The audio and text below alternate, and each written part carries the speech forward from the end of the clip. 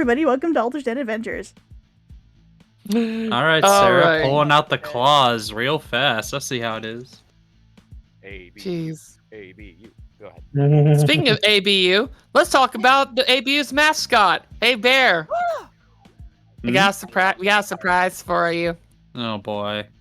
Everyone, behold. We did a thing. No one on my side knows what the fuck is going on, but it's fine. Oh my gosh. So I don't even know. One and all. What the fuck is that? What? Who? The delayed. It's our mascot, obviously. So The delayed reaction. to explain to my viewers, they have commissioned a piece of artwork that is for the Anti-Bear Unit, or ABU. You are welcome to pull it out of the ABU Discord chat. It has the image there that's uploaded, so if you want to show that on your side of the stream, you can do that too. Yeah. Hard to do safely because, Gotcha. Yeah, I don't have that set up. Yeah, it's fair. Understood. I don't have access to it. Apparently, it's the Anti-Bear Union. I wonder why. And yet somehow you're the president. Go figure. And yet I have no access to my own server. I have no representation. This is insane. Anyways, it's a great artwork created by... Go ahead. Epic Psycho. So seriously, thank you so much for making this. This has definitely made some laughs. And the fact that we we posted this on Thursday. We thought Bear would have seen it. He didn't see it. So it's just kind of been chilling. And it was like, cool, guess what? We're doing this on stream again, and it's worth it. Thank you so much, Epic Psycho, for this lovely artwork. You can find them and their Twitch. Well, just right here on Twitch. Posted in the link. Yeah. Thank you very much. I've been playing some games with them recently. They've allowed me on, surprisingly. They kicked me out soon after because obviously I'm a feral creature and cannot be contained, much like the chat. But they do amazing things, a lot of variety gaming. They're a lot of fun. Good friends of mine. Check them out. And great art. Which I will. Beautiful and people. I will say, we are looking to do collaborations probably with them in the not-too-distant future. So who knows? You might see them on our stream as well. Spoilers! I don't care. Y'all need to get like duct tape or something to keep a lid on that trap. All right, moving on. Let's get this. Put it on me, wink, wink, wink. Damn it! All right, let's move on. Also, in that same light, you talking about needing to put tape on it? Hey, Bear. I don't. I cast Banish. What? Into the ether. I'm not sorry. And it only lasts for a little bit, so there you go. Welcome back. Rude. Here I am trying to get the show on track. You know what? Y'all can do what you want. We're really good at It's fine. Yeah. With that in mind, I think we're about set to go and get settled in. As we are getting settled in, first off, let's get rid of the mascot for now. Aww, that's better. I love him. You'll get over it. Let's talk about how you guys can interact with the stream. The big things are obviously our point system. So we have points that are set up on our Twitch and on Luna's as well. That will give opportunities for advantage, disadvantage, even some more silly things like the Flask of Chaos, which I've already been seeing those popping up in chat. Yeah. Jeez, we haven't even started yet. So those are some major things that will definitely can be used. Collect those points, use them how you'd like, because it does impact the stream in different ways. Besides that, we are looking and working on other ways to do, have you guys interact. I will go and throw out one hint to help get things rolling. Subscribing, and following are two major things that'll help us as we're looking to grow more as we kick into season 2. As we're also even considering trying to do things with our subscribers and followers. So stay tuned as we are working on those, because I'll even say subscribers, we're honestly almost there, I think. I can't really pull it up right now because Fourth wall shit. But we'll check during the break to get that shit going. Oh, we do a good job interacting. Thank you. Thank you, Wolf We want to of do Soul. better though. So we're gonna keep working on it. With that in mind, players, are we ready to get the show on the road? Yes. Ready as we'll ever be. Ready as well. Before we start, I do want to say Happy Pride Month to Electric Boogaloo. Thank you again, Luna, for that one. Woohoo! And then we'll have coming up Pride Month 3, The Revenge. Yeah.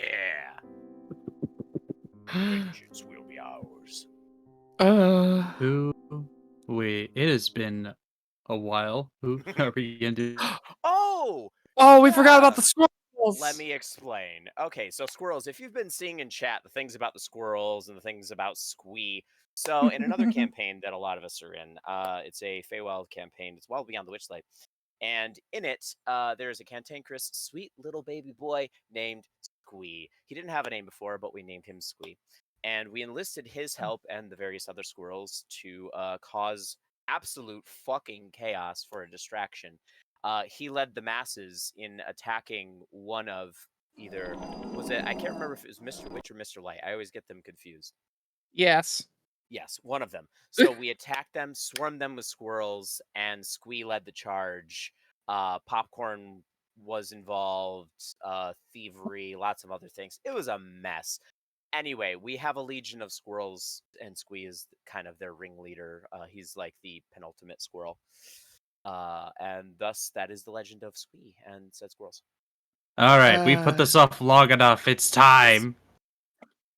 Yep. All Which right. leads to everybody get cozy, get settled in, Get gay, do crime. get gay, do crime, because for the first time in a long time, I get to say, as I get the music started again.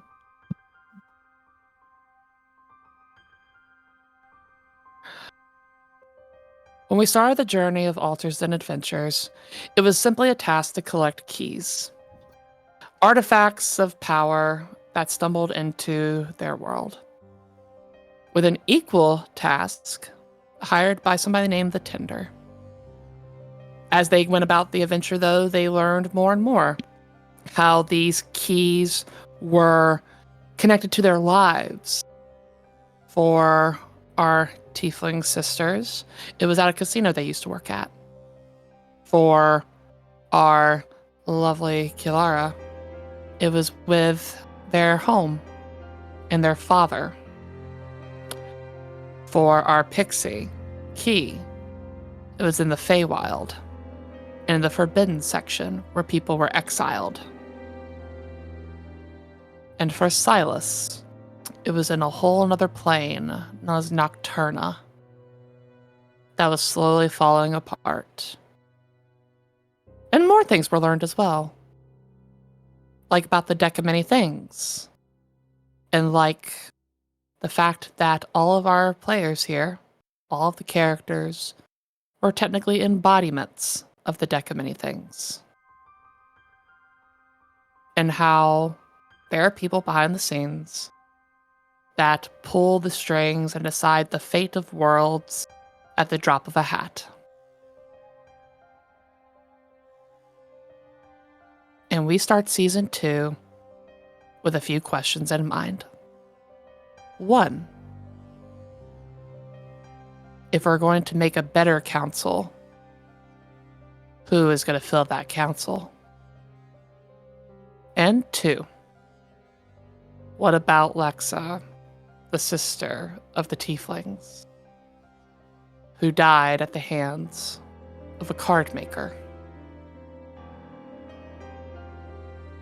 With the Tender free and unchained, you all begin a journey heading through a fresh set of doors to woods in wintertime as the sun seems to slowly set for eternity. And that's where we're going to start today. Before we go too deep down the rabbit hole, For those that this might be their first time visiting, we're gonna speedrun character introductions, if that is all right with our players. Yeah. And for the sake of things, I will ask for volunteers. If not, I will let RNGesus decide. I'm a huge fan of RNGesus, but I know you are. In that case, hold that thought. Bibbidi I'll boppity skin it. boo. I'm a real big fan. Rolled a 2, actually. So in this case, Key, would you mind going first? Sure. Rock and roll. So, Key is a pixie circle spore druid. Pink eyes, auburn hair, kind of pale skin, very eccentric outfit, complete with little red cape. And if she's not in her tiny, glowy pink pixie form, she's usually about 5 feet tall, kind of human-esque disguise. Lovely. Oh, No, Key, you don't go twice. Kilara, would you mind going next? Sure. A little bit's changed since season 1 start. Kilara is close to 6 feet tall, 225, 230 pounds ish, pretty muscular, fit, powerful. And currently, well, they still have their pelt, this big hyena pelt that ties back to their past, and their big mohawk that travels down their back, and the bandages wrapped around their arms and their chest that they use to bind themselves. The end of last season, they raged for the first time and reached in and grabbed their chainmail and their vest and everything and tore it, ripped it off in this big transformation of this rage and this shift. So now they are currently wearing everything below the waist is still what it was, with their furs and leathers and boots and things. But now they look a bit more ragged, with kind of the chain pieces hanging and dangling from their waist and some from their shoulders, and the leather vest is torn and just kind of laying to each side. So they look a bit ragged after the fight and everything from the end of last season. But that is approximately what they look like right now in the image on screen. Beautiful, beautiful. Yes. Actually, let's decide this. Even, Belza, Odd, Silas. Belza, would you like to go next? Go ahead and have Silas go first. I'm trying to You got it. adjust things in the background here. In that case, Silas, do we need to introduce you with your old form or your shiny new form? I really like the shiny new one. Then the shiny new one's what we do. Talk to us. This is Silas. He's only known as Silas now. He used to be Silas Selene, ace detective from the world of Nocturna. But now, he doesn't know what he is. He understands that he is Silas still, but changed.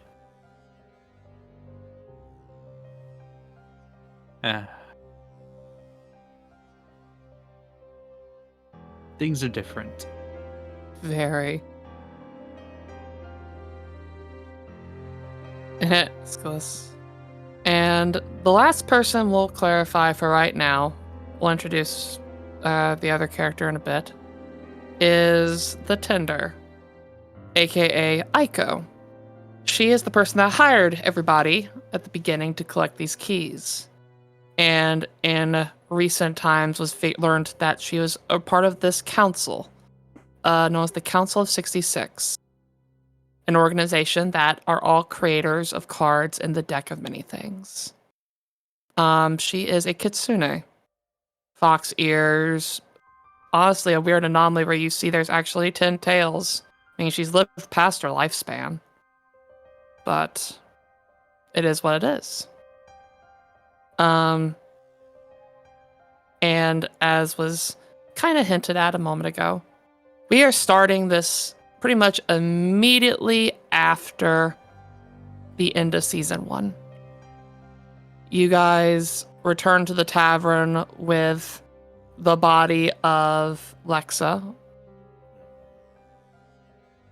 and was pretty much told at this point there's only one way we can deal with this now. As you arrived to the council room, having been refurbished and renovated, to have a means to create a door. Stepping inside, as you all walk through, the chill in the air, trees that show clearly the age of fall closing as winter has its grip on things. The sun always just on the brink of setting, but never fully gone.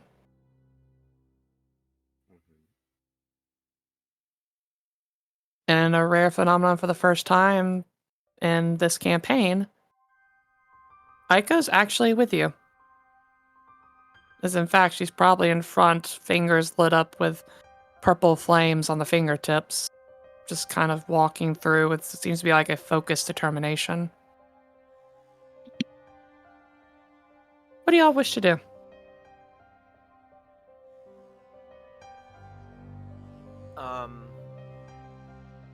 I guess, where is Lex's body? Was that left behind? That was left at the den. Okay. She actually gave very specific instructions of saying, leave that there. We don't need it where we're going. Okay, so that is left. Lex is back there. Kilara is nursing some wounds, so we didn't really get a chance to rest. Nope. So Kilara is still kind of like maybe like holding their side as they walk and kind of glancing occasional looks over at their friends kind of around them walking quietly. I think everybody's a bit in shock at this point too, I imagine. But I think more than anybody, Kilara's probably glancing over at Belza because Lexa was Belza's sister. And Kilara's most concerned about Belza right now. And She's so kind of... Go ahead. yeah. Currently, Belza is almost. She's been carrying Silas and kind of keeping him close as almost a comfort mechanism because she looks fully shell shocked.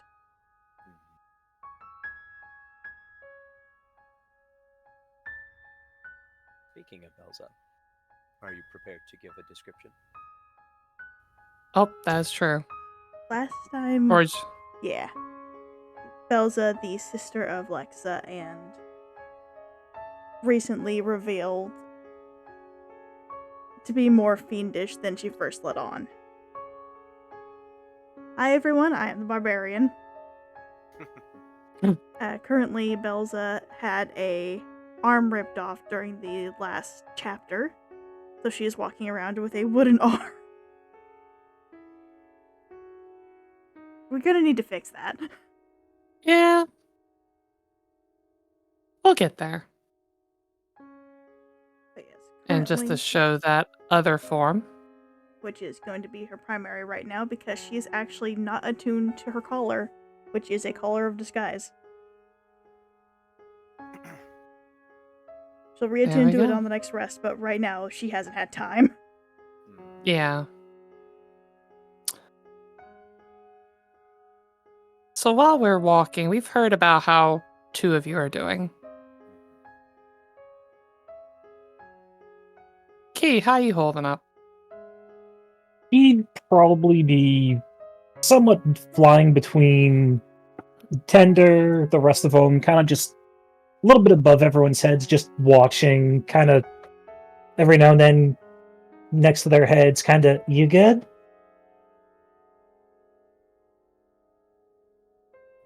Probably as you fly over to Aiko and you do that, she just kind of gives you this look and just sighs, and it's like, go up high, look for a light. And just like kind of half looking around, where are we exactly? As like a little bit upwards. Somewhere that I hope you all don't have to see for a long time. As you fly up, make me a perception check. First roll of the season, no pressure. The dice were kind. Dice were very kind. Which this is also a good point for me to remind all of the players. After our last stream where we did the crash course of season 1, I did reward all of you 1 point of inspiration for this session. Ooh. Oh shit! Yes. Yeah, you thought that was a bluff. No, that was serious. Merry Christmas. Don't fuck it up.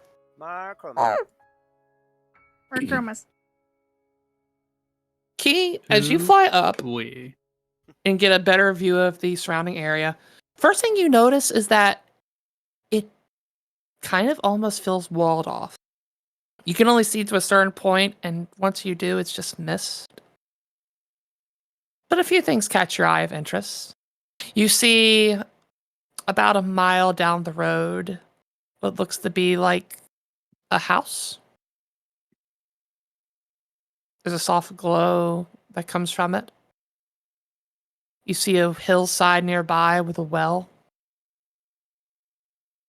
And then somewhere in the woods nearby, you see what looks to be like a lantern. Somebody walking around.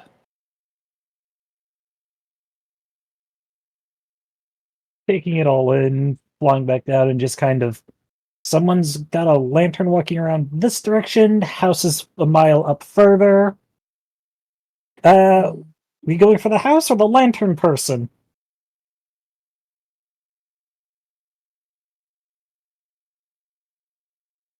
And then after a bit of like a pause, just also, why is it that there's a fuck ton of mist past the point? Because if you arrive here, you shouldn't be able to leave here. We're an exception.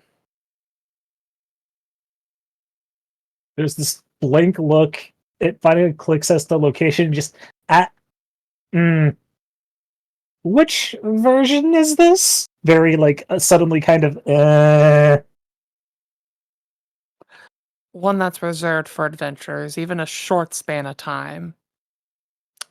Consider this your purgatory, your middle ground. You said that the lantern came from that direction? Kind of looking where Aiko's pointing and just, Immediately pivots. Come on, let's go. We gotta find this dude.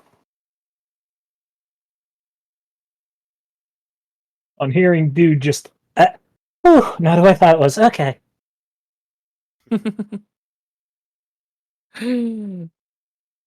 While this pivot's happening, Silas, how are you?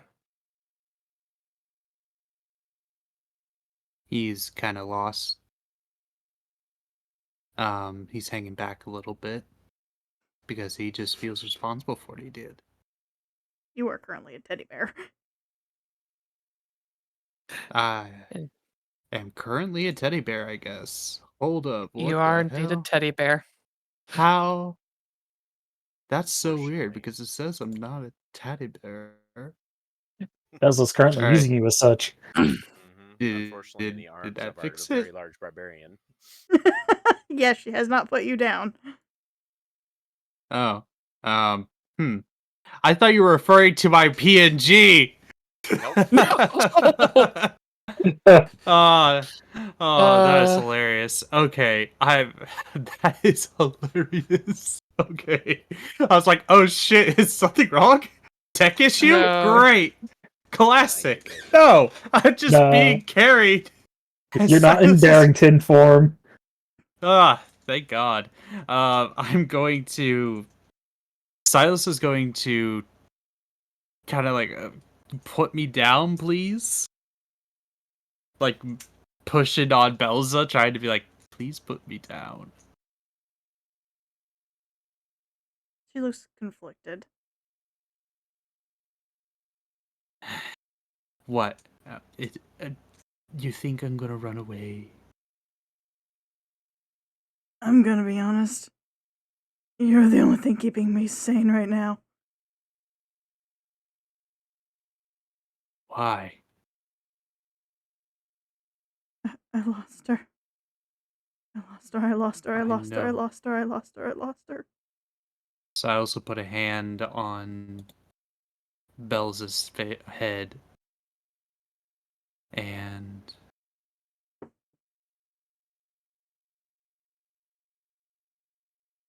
he's just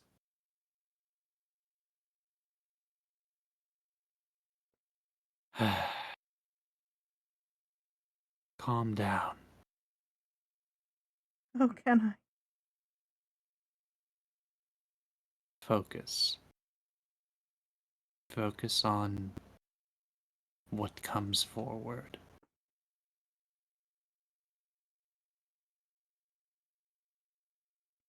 We'll probably find her in these woods. And when we do, it's not a matter of if. When we do, we'll make it right. Okay? Okay. Okay. Now focus on going straight. Watch out for tree roots. This place is filled with them, and I don't like it.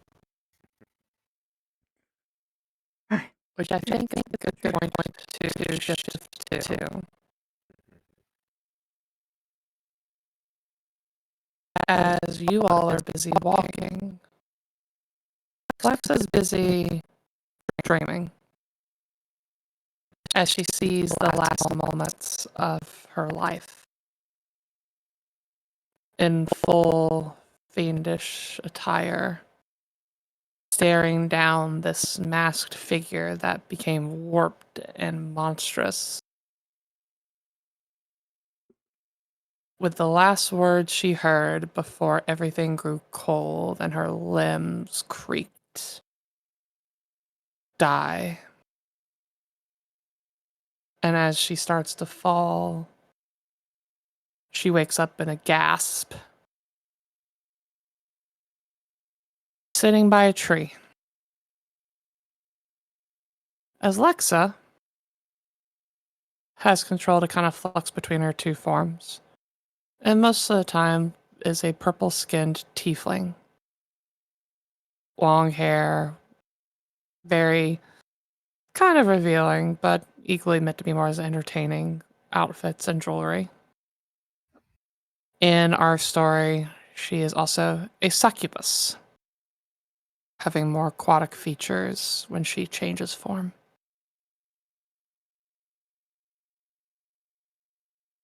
But she comes to being greeted by the sounds of chopping wood,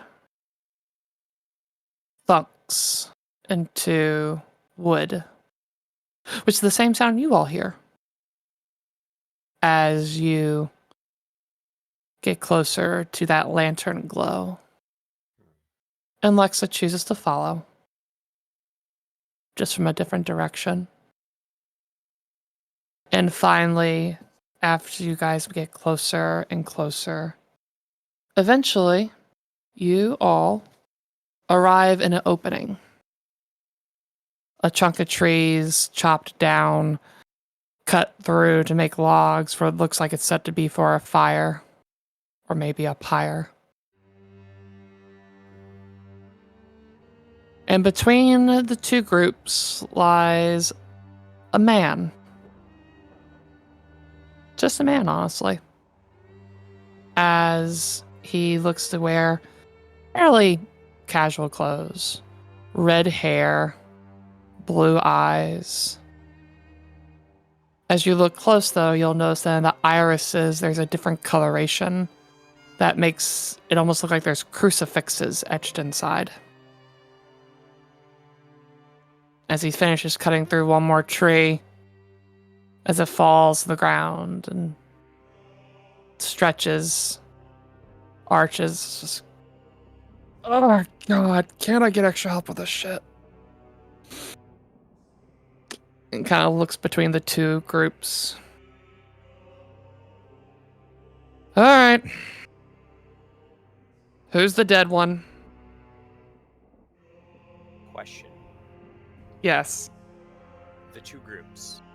By two groups, do you mean our group that's currently walking And Lex on the other side, yes. Which, by the way, you see her. Cool.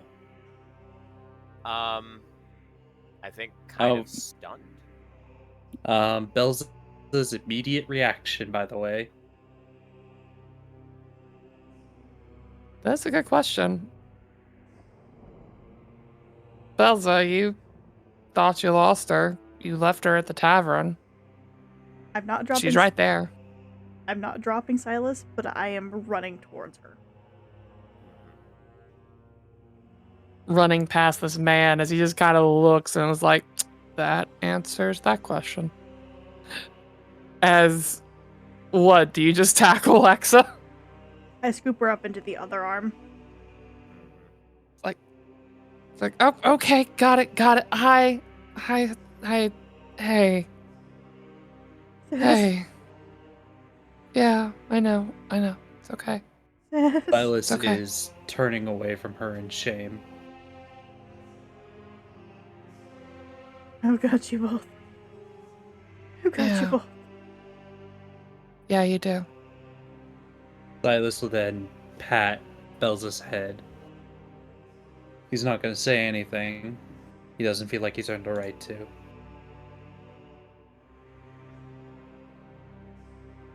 Lexa's probably gonna give Silas a look. Kind of up and down. Deep breath. I like how the outfit looks now. At least someone here does. I like how you look as well, as you see one of the 4 eyes that he has turns and looks at Lexa. Only one of the 4. It's a nice look. You should wear it more often. Fair. While this is going on, Kilar and Key, you see Aiko walk up to this man. For the first time since you all have known her, she actually looks kind of awkward. Okay. It's like, hey, Anomaly. As soon as she says that, you see the look go from like casual to deadpan. As she's like, oh, I told you not to call me that. Right, sorry. You know why I'm here, yeah? Yeah. And I also know that you know how this place works. Not to mention you brought extra people here. Like, jeez. This is not a stop and shop bed and breakfast. You know that, right? She kind of just gestures like, Key Laura. Points to the hug cuddle puddle on their side. Belza, Silas, Lexa. I think y'all would probably get along pretty well, honestly. He just kind of laughs like, you know I can't go anywhere anyway, I'm stuck here. At least not until something happens. Why don't we head back to the tavern? We can go there. Y'all can get some rest, have some drinks, and we can discuss how we're gonna handle. As he kind of looks over, and while he's looking, Key and Kilara, I need the both of you to make me either an insight or arcana check. Your choice. Is there any question? Oh my god, actually. I will tell you this much for fun. Either way, there will actually be 2 different things you'll find out if both of you choose something different. You both do well. I can do Arcana. You can attempt Insight. I can, but I do have a higher Arcana score, weirdly, which is the reason why I just had the shocked. Like, I forgot that I was actually proficient in Arcana. Actually, funny enough, mine's a bit higher on the Insight, too. Okay. Okay, but we'll then. switch those? Yes. It works out. It all So bounced down the weird. wash. Cool. I think I'm burning my inspiration. Hey. Rock and roll. Yeah, no, that was a 9. Burning my inspiration. That wasn't any better. Oh 9 no. it is. God. Well, you're gonna get something valuable out of it. As Kilara, you recognize something very interesting. Because, just for reminders, how do you sense magic? Is it kind of just like a skin feel? Do you smell like how do you think Kilara processes magic? So, you know how you can tell there's a storm rolling in, you can smell it in the air, you get kind of senses, you get the feeling in your body, especially if if you've broken a bone, you can usually tell that it's gonna rain, or like little things like that. Yeah. Your body just starts to feel the things around you. We have been exposed to so fucking much magic, and they are very in tune with their senses. They're very keen with a lot of things. And so I think that those sensitivities and the hair prickles up, and certain things, maybe just that smell, almost that ozone like, magic arcana may have a residual like smell or sense to it. And that's kind of how they pick up on things. Well, then in that case, here's what you process with that. With your 19, the scent of magic here is very different. As you actually kind of feel it here, but it's dampened. As you actually even focus in on Key, Silas, and you actually, even Aiko to a certain extent, you don't sense any magic coming from them. Yet you know that they intermingle with it, they use it all the time. Okay. There's only one person here that looks like they are completely normal with their magical capabilities. Yeah. It's the man that's there that Aiko's talking to. So it's almost as if, like, the normal sense, whatever it is, that normal prickly feeling or that smell or that whatever, fades off of everyone, and then suddenly the only one that it can come from is that one individual. Pretty accurate. Okay. Which leads to one effect I will clarify for everybody here.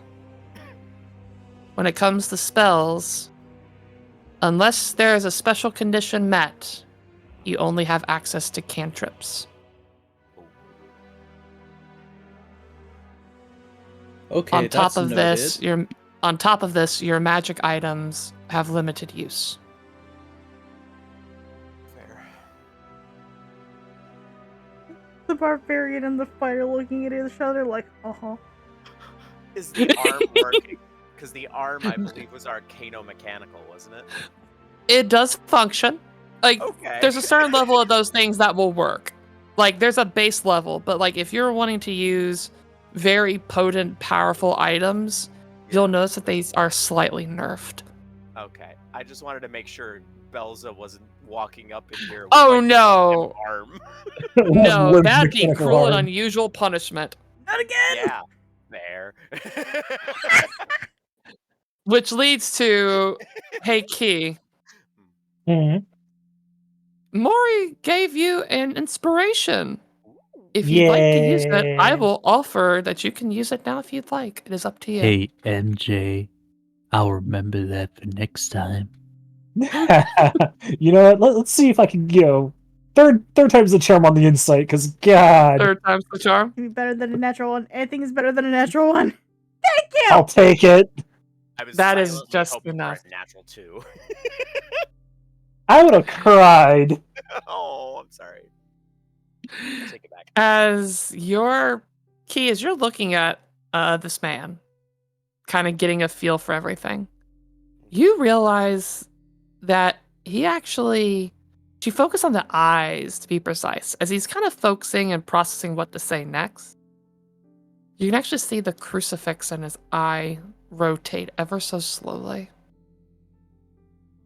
Like, it looks like everything stays static, but that crucifix just rotates. It'd probably be for As you her can- just a moment of like blink, blink, double like head shake, look again, like hold up, am I seeing that right? Mm-hmm. As you can probably deduce one thing particular, which is that this man is kind of like the owner of this space. Just from the way he carries himself, the way he talks, it's very clear that this is a guy that kind of runs things in this space.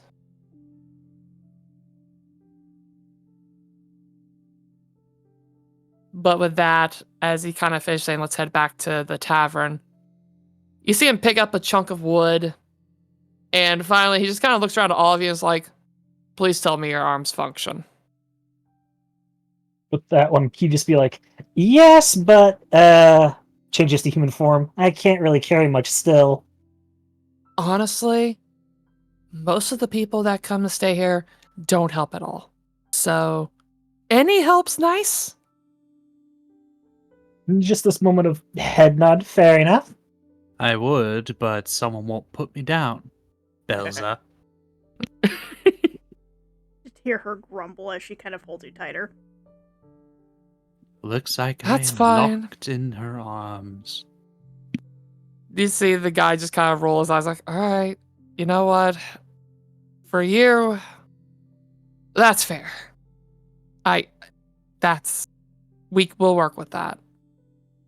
So he's like, the rest of you though, grab a pile, please. Seriously, I miss when I was the apprentice. Grabs a stack and just starts walking. And as you all are walking, let's make this an opportunity. Would y'all like to ask this man any questions? Or Aiko or anybody? Yeah. What did you... Oh, well, MJ first. No. One you go at a first. time. You literally, you were starting first, so you go ahead. Silas will ask, what did you mean by apprentice? Well, let's just say I was an adventurer until I died. And then I made some new friends and started working here during my spare time after my adventuring days were over. And recently kind of took over the place.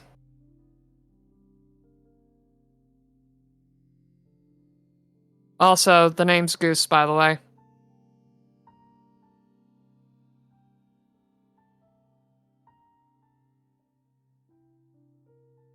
Why is your name Goose? Look, my mom named me something much worse. I don't want to talk about it. Fair? Just kind of sighs and rolls his eyes. You can see he thinks about it for a second, like, should I say it? And it's like, nope, don't say it. Don't say it. Don't fucking say it. Just keep walking. What about the rest of you?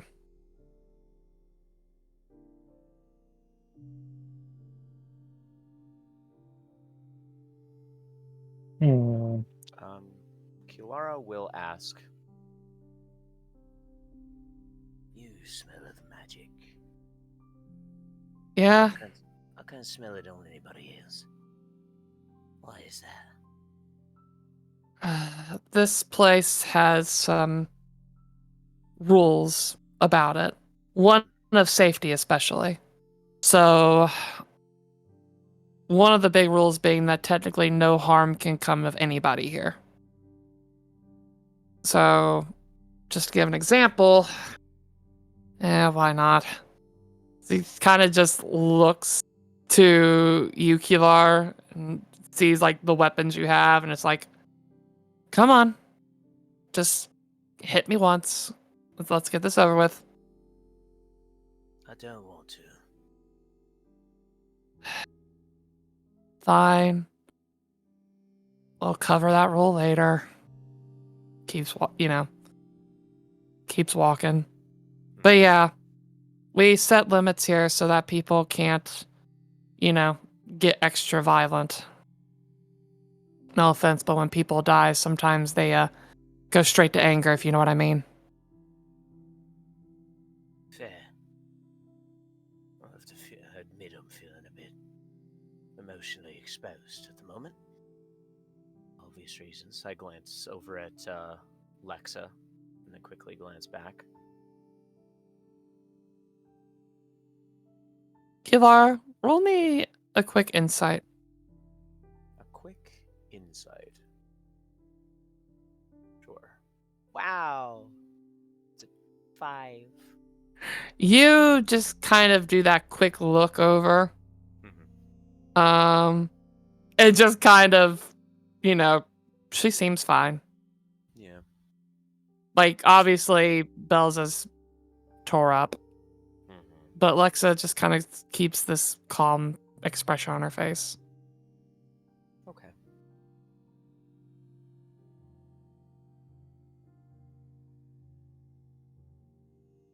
Any other questions? As you see another light growing in the distance. He probably between, like, somewhat between, Kilara and Goose, just rules. Bad time to explain those, or wait till tomorrow? Half I kind can of give looking you. up at the sunset as well while saying that. He actually probably will catch you looking to the sun. It's like, don't look to that as a reference of time. It stays like that always. It's that moment of, ah. So, what's the deal with the place in general, I guess? So think of this place like, how some religions have a purgatory? With that, you will see her, like, shudder and just, yeah, been in one. Rather not go back. Think of this like that. It's a purgatory, especially for adventurers. Even if they've only been for like a short time, they'll come here. And they can eat, drink, rest, do whatever they want. And whenever they want to move on, they can move on. We do provide a chance for them to come back, though, if they really want to try to earn it.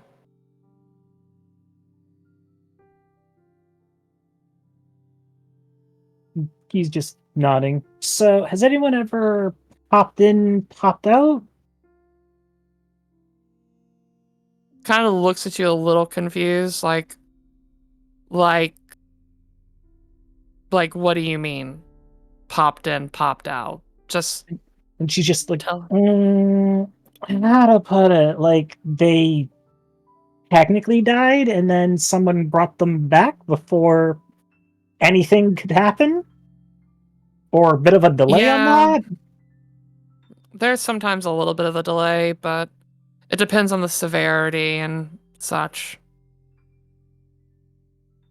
And also the idea that the person actually wants to come back. And then, So, like, with that one, she's just kind of like, and you're fine with that? I mean, yeah. It's their choice, it is what it is. The only is you see him kind of pause for a second. And it's like there's people that don't like it. But at the same time, I mean, I get it. People want their loved ones back. They'll spend good money and resources or whatever to make it happen. With that one, she's just gonna kind of, and then just mumble a little bit to herself, but Goose still catches it. A lot better than her version, then. Yeah. And let's not even talk about this whole.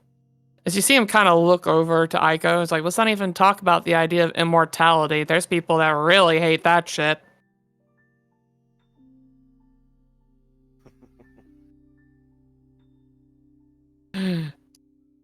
As you finish getting through the last bit of the woods, to be greeted with a tavern Actually, it's less a tavern and more like a big cabin. Almost looking like tree work that's used to hold everything in place. Up at the top, a banner what looks to be like a mask with 6 dots on it. One of them being a little bit bigger than the other. The warm glow inside being complemented by sounds of jovial voices and song as everybody just seems to be enjoying themselves. Like, it seems normal. Even though you all now know that you're technically in the land of the dead.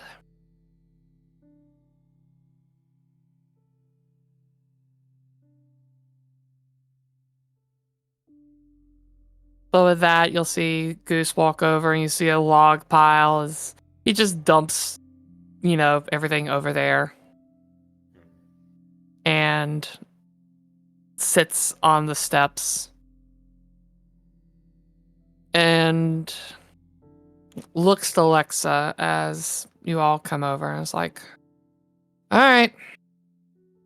So I'm going to go over this part as quickly as I can because I know you want to spend time with your friends and I know y'all are probably tired as shit.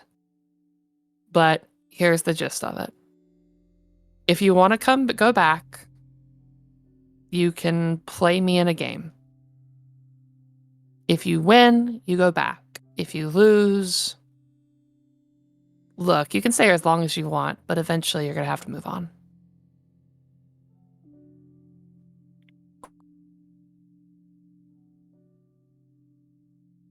The moment he mentions And you see Lexa.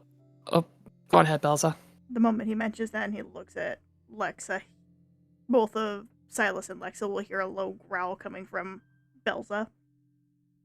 Silas will hear that, but he'll then say, "Question, Goose, was it? Yeah? What's up? Can we play for others?"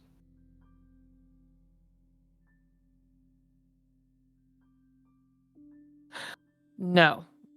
Normally not. The You rule said is that normally. you...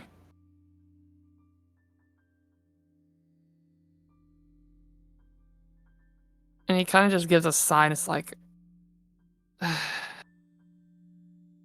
Again, complicated. I'm not sure if you've seen what I look like, but complicated is kind of what I am. We can talk more about it later, but I would like to sub in, if you will.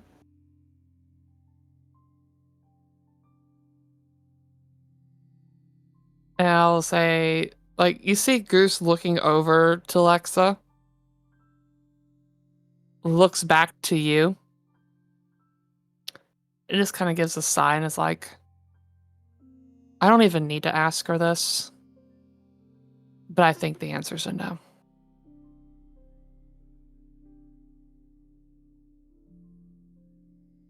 Silas will look at Lexa Foley.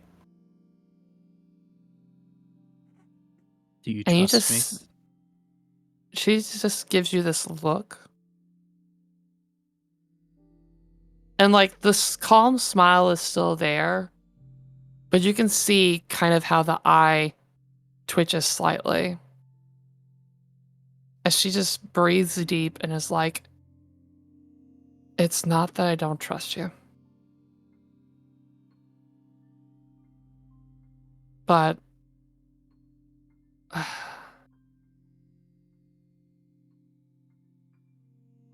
in the end, this is my thing, yeah?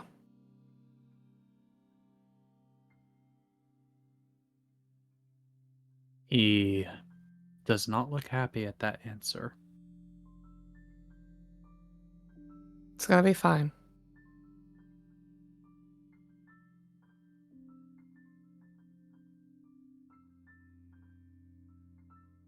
And with that, you see Goose kind of get up and is like, you can take all the time you want to think about a game. You don't have to tell me now. In the meantime, why don't we get y'all inside? You can have a drink. get some food, and then there's plenty of beds, and we can talk more later. All right?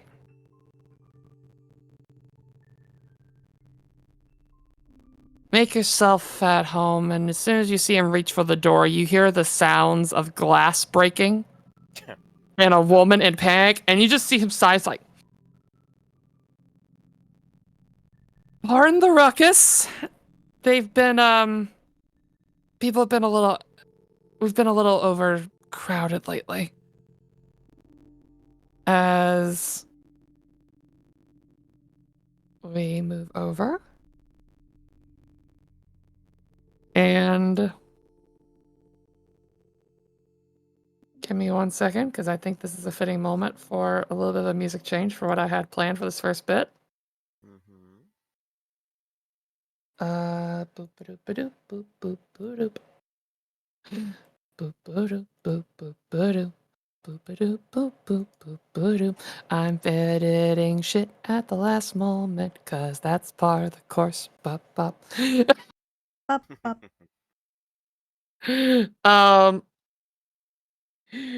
And last but most certainly not least, the first time of season 2.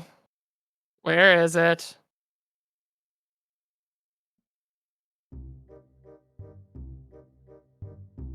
There it is.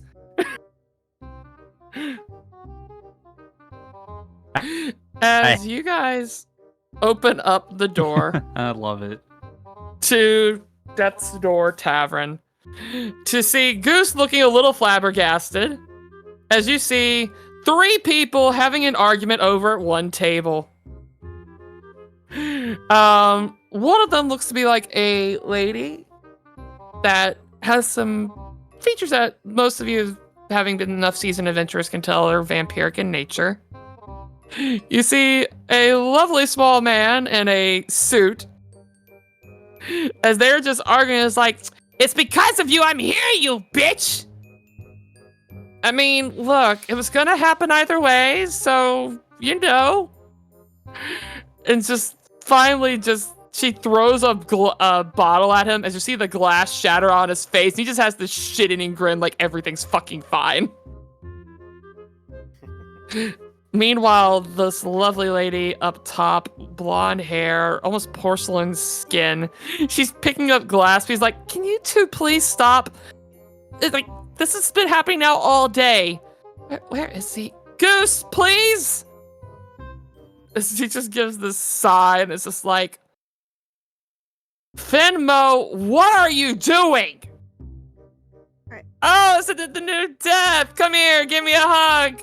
As he runs over and just hugs, and it's just like, dude, you were here fucking last week. Why are you here now? I mean, do you want me to tell you? I really don't. I'll give you a hint. It starts with a D. No, please no. Ends in a K. I swear. What? I was just gonna tell you that they put cement bricks on my feet and threw me off a dock. Right. Also, just heads up, Yes. my side of stream will be closing out because the encoder lag's getting really bad, so for those on my side, head over to the altar's den down below. So, Okay. I'm gonna keep recording. 10-4. But yeah, with that, you just see multiple people having this look of like, what the fuck? And finally, this lady in the corner is just like, So, please tell me this man is not going to be staying here. As Goose just kind of looks over and is like, honestly, he's probably going to stay here and be back. Silas, what were you going to say? Silas has that look of what the fuck on his face, like,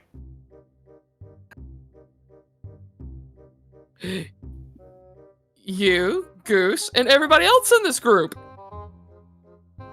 Oh, yeah, no, QB laughing, but equally like, the fuck's going on? also, are we missing someone? We are, again, pardon I can me just while mess up a I little bit this way. adjust the layers. dragging down this giant tavern. E. Fixed it. But as this happens, you just see the look of fear in this woman's eyes as she hears this dude is not only gonna be here, but he'll come back. It's just like, you know what? Forget it. I was gonna sit here and drink out all your wine, but it's not worth it. As you just see her immediately down the glass of wine she has, and just marches straight through the door over here, and just keeps walking. As the biggest thing I'll say, all of you probably noticed as you look through this set of doors, is at the very end of this place, you see a soft glow of a blue light. And as she walks through that light, it shifts to a shade of red for a moment, and then back to blue. And she's gone.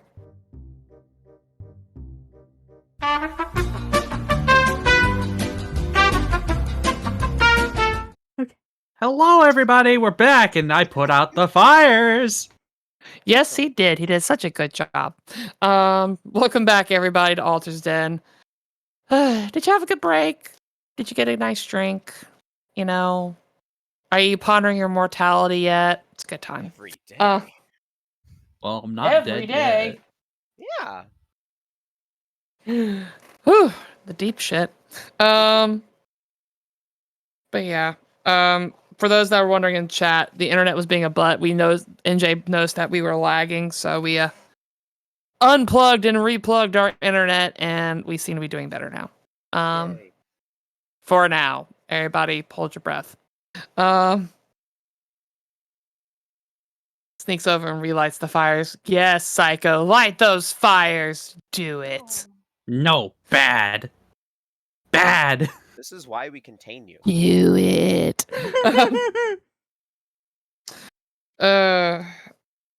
But yeah, we're just getting settled back in, getting ready for part 2.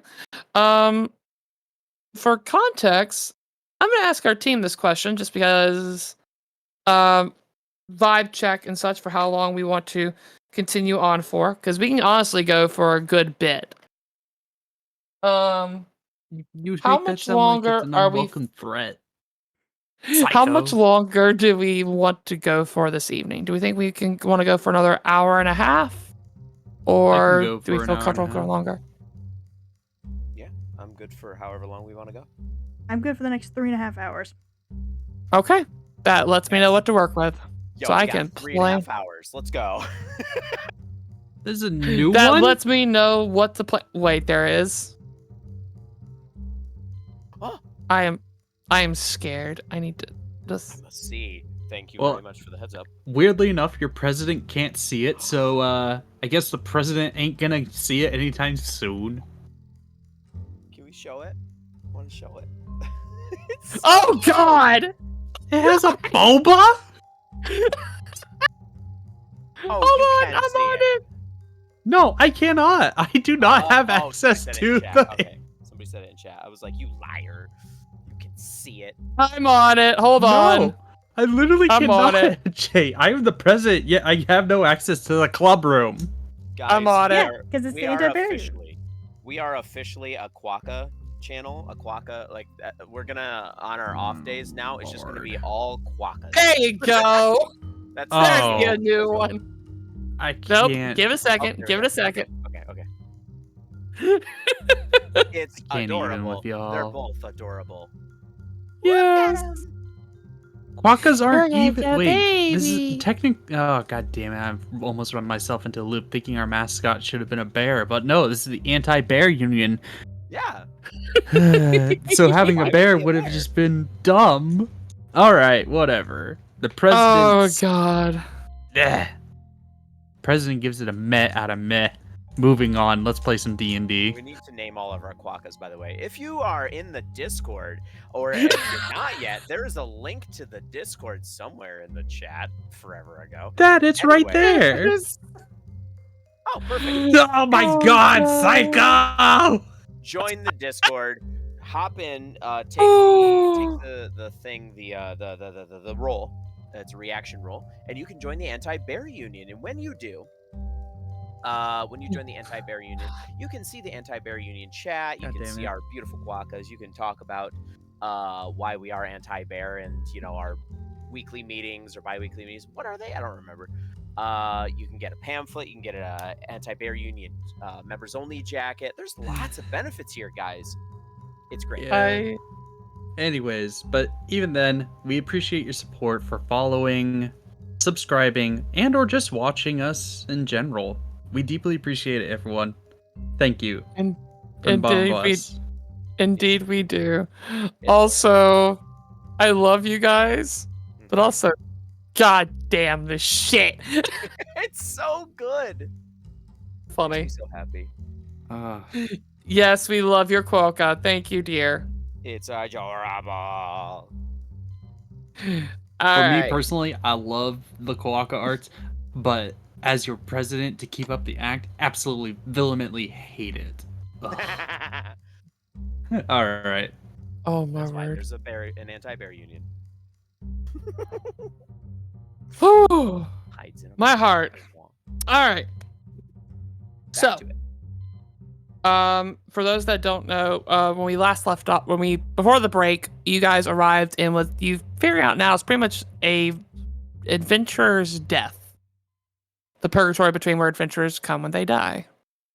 And the general vibe you've been told is that Lexa has to play a game to try to come back. But past that, you came into a very weird commotion as you're settling in for the evening ? We're going to do one round of initiative to let you guys have a chance to explore, ask questions, do different things. For those that are our viewers, to summarize, yes, we rolled initiative, but this is more just a way to keep track of things, make sure everyone gets a chance to do stuff. And yeah, once we go through it once, we will call it the night for them, and we will move on to a new day. But with that in mind, Kilara, you are first on my docket. What would you like to do? Okay. Kilara is going to start a huge fire and light this whole place. No, Kilara is... I mean, there's a big ass fire in the middle already, so I there could know. be more fire. There could be. There could always be more fire. That's how these things go. Yeah. Kilara is kind of perching and shooting occasional glances over at friends, and honestly, they're checking to make sure everybody's okay, because like they treat this friendship and adventuring party that we have, it's found family, and to them it's family, and they want to make sure that everybody's okay. So they're gonna kind of try and get a vibe check on everybody in the party to be sure that everybody's chill for the moment, if possible. Epic Psycho, we will come back to that in a moment. Dear God. Oh. Actually, no. I know how we're doing this. I know exactly how we're doing this. Uh-oh. Another token for the pile. Essentially. Fuck, Jeez. wrong thing. Oh, that's a sweet baby boy normally. Yeah. Where is... And then Oh, suddenly God. in Kilara's hands, a flask appears. An idea forms. I don't think Close. we have the emote as a handout yet. I was looking for the bill token, and I can't find it. The struggle is real. The bill token The was struggles are- replaced with the bill, just bill. Because the bill token and the bill are basically the same thing. Yeah. So how do I... I'm having a dial-up brain segment. It's fine. We Character will work sheets. with it. Instead of handouts. That? No. I can tell I am struggling Ally. Token Low battle. very much. Story NPCs. I'm scrolling. Are you Fish. looking for a handout or are you looking for the character token? to pull I'm looking out? for the character token. Oh, never mind. Think we're getting there. Found it. As Kilara, you're sitting there, like doing the look around, you know, probably having that mental monologue of like, is everybody okay? I hope everyone's okay. And you just see kind of slowly popping up beside the arm, like the armchair, the big yellow eyes and the goopy texture as you see little paws just start to pat the arm. And I think Kilara, the way Kilara notices is there's arms on this chair, yeah? Yes. So they've had their arms, their hands kind of sitting on their knees as they perch, and they kind of reach over, maybe to stand up initially and kind of like go do something. As they've been looking around, they put their hand down on the arm of the chair, and it's suddenly squished. You literally press down on Bill's paw as it's just melted. And it just looks at it, then it looks up to you, looks back at it, looks back up to you. Hi, little fella. I didn't know you could join us. Waves. I will pick up the bill. Because only good things can happen when a Kilara has a bill. Just sitting and being held. Side just effects may relaxes. include point contact shattering boxing gloves. Yes. Or So shatter slingshots. I'm gonna Being look towards charmed. this door. Actually, that they just walked through the lady. Uh-huh. Yeah. And I'm going to stand up and start heading towards it and ask, Boy, Goose. Are we able to walk through Yeah. there? Yeah. Only thing I'm gonna say is don't go all the way down to the end of the hallway. What'll happen if I do? Honestly, I've never had a living person try to mess with the end of the hallway. I don't want to find out today. the eyes narrow a little bit. A little grin trying to be suppressed. Oh, God. There. Come on, Bill. Let's go look at things. Okay. And they will head this way, kind of trying to see what hell is on this side. So, as you walk through here, you're greeted with multiple doors leading down this giant hallway.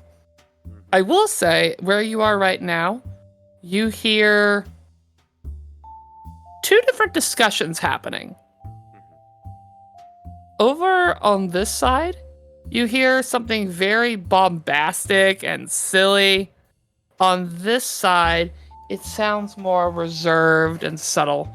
But you definitely hear two voices on this side, as they just seem to be, different discussions happening. They hear two discussions, and they'll walk right in between the doors, holding Bill, kind of doing their best to pet a goop. Like slowly, like head to tail, kind of like down the back of a cat as you would, but because it's goop, it is, weird. Yeah.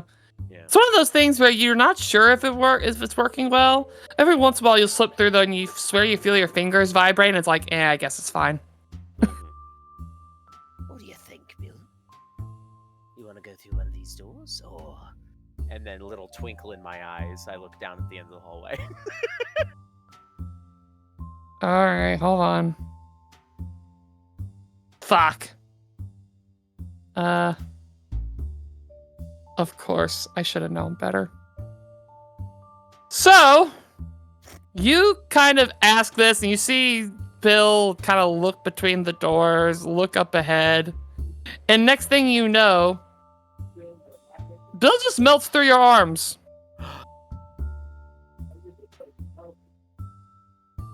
It just starts going. Bill, you get, come back here. I'm chasing after. I will say, Kilar, as you get to this point, I need you to roll me a perception check. Perception. Alright. Not bad. 17. You hear, as you're walking through this area, Yeah. you hear somebody snoring over here. And as you walk by, you swear there's a moment where you hear it sounds familiar. It sounds familiar. Mhm. Okay. It like Laura- catches your ear as you feel like a memory being scratched in the back of your head. Yeah. Kilara does that thing. It's almost that trope in every movie, especially like horror movies. They do this where like the character's running after their child or whatever, and they're running. They're like, no, come back, wait. And then they kind of stop as their attention's caught, and they're kind of mid-stride, and they look back at the door. And now they're paying attention in this direction, not paying attention immediately to Bill, who's running off. Oh, God. Ah, fine. I fixed it. Kind of. As he's just gonna keep going down. Oh, no. It's fine. We'll get back to that. What are you wanting to do about the door? It's so you said it was a snore that I heard? Snoring. Snoring. I think they'll kind of get closer. You said it was like a memory. Yeah. I think they'll kind of start reaching slowly for the handle, trying to piece together like where I am right now. Why would I hear someone or something that sounds familiar here? And they're not really sure what it means, but they kind of touch the handle, and by then they kind of the memories are going through, and then they remember, wait, and they look down the hallway back towards Bill. I will say, first off, as you open this door, let's talk about that memory for a moment. Okay. As you look in this room, I do want to say that I don't open the door fully. I've grabbed the handle and started turning, but I don't open it. That's fair. At least getting a sliver of the room. As you can tell, this room is honestly not the best place. It's very bare bones. You see a desk, you see a chair, you see what looks to be like some leftover, like stacks of plates and bowls, a couple of goblets. But you have a memory of you smaller, running home. As you open the door and you start to go upstairs.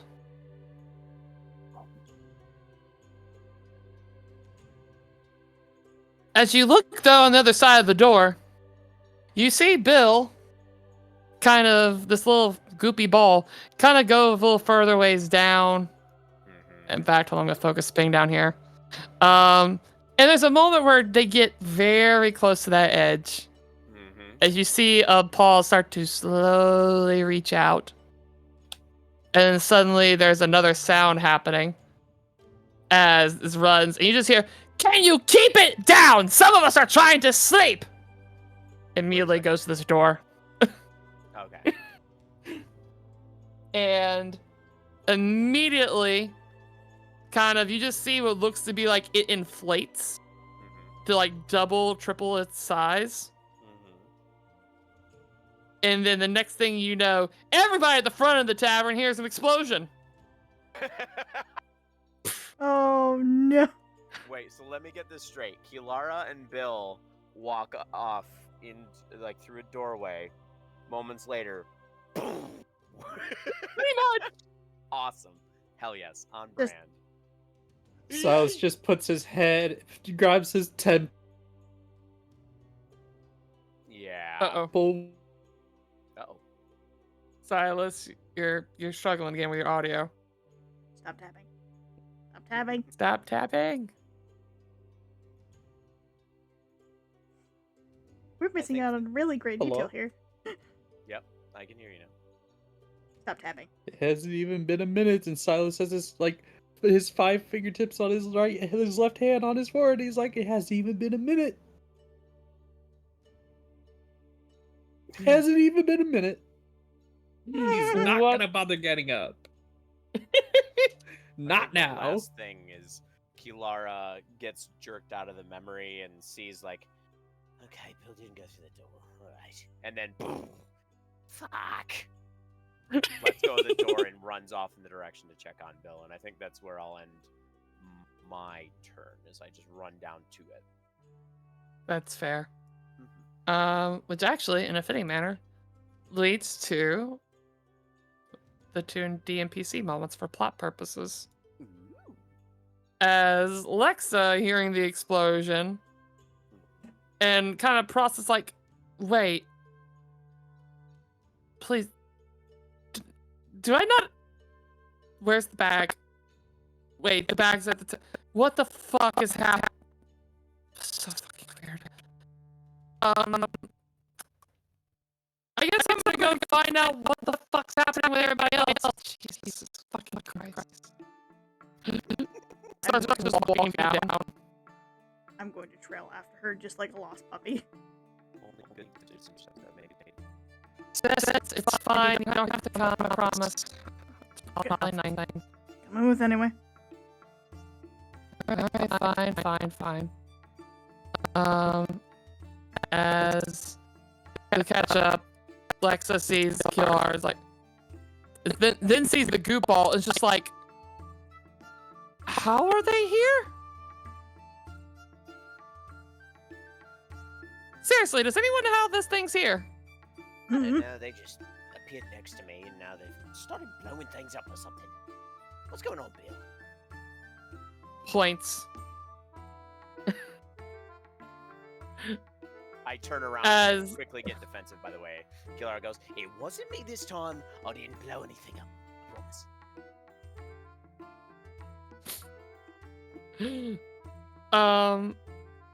As all you hear, mhm. actually, Kilar, you're close enough to the door. You can peek inside. You see what looks to be like this gnomish man, mustache, kind of that looks like he has like that curled mustache, like he's waxed it, and his hair is like nicely waxed back. To that sonic boom that was made, it's all now exploded backwards. Okay. As he's literally just like, the fuck was that? and literally just all of us just point to the goo, and it's like, you know what?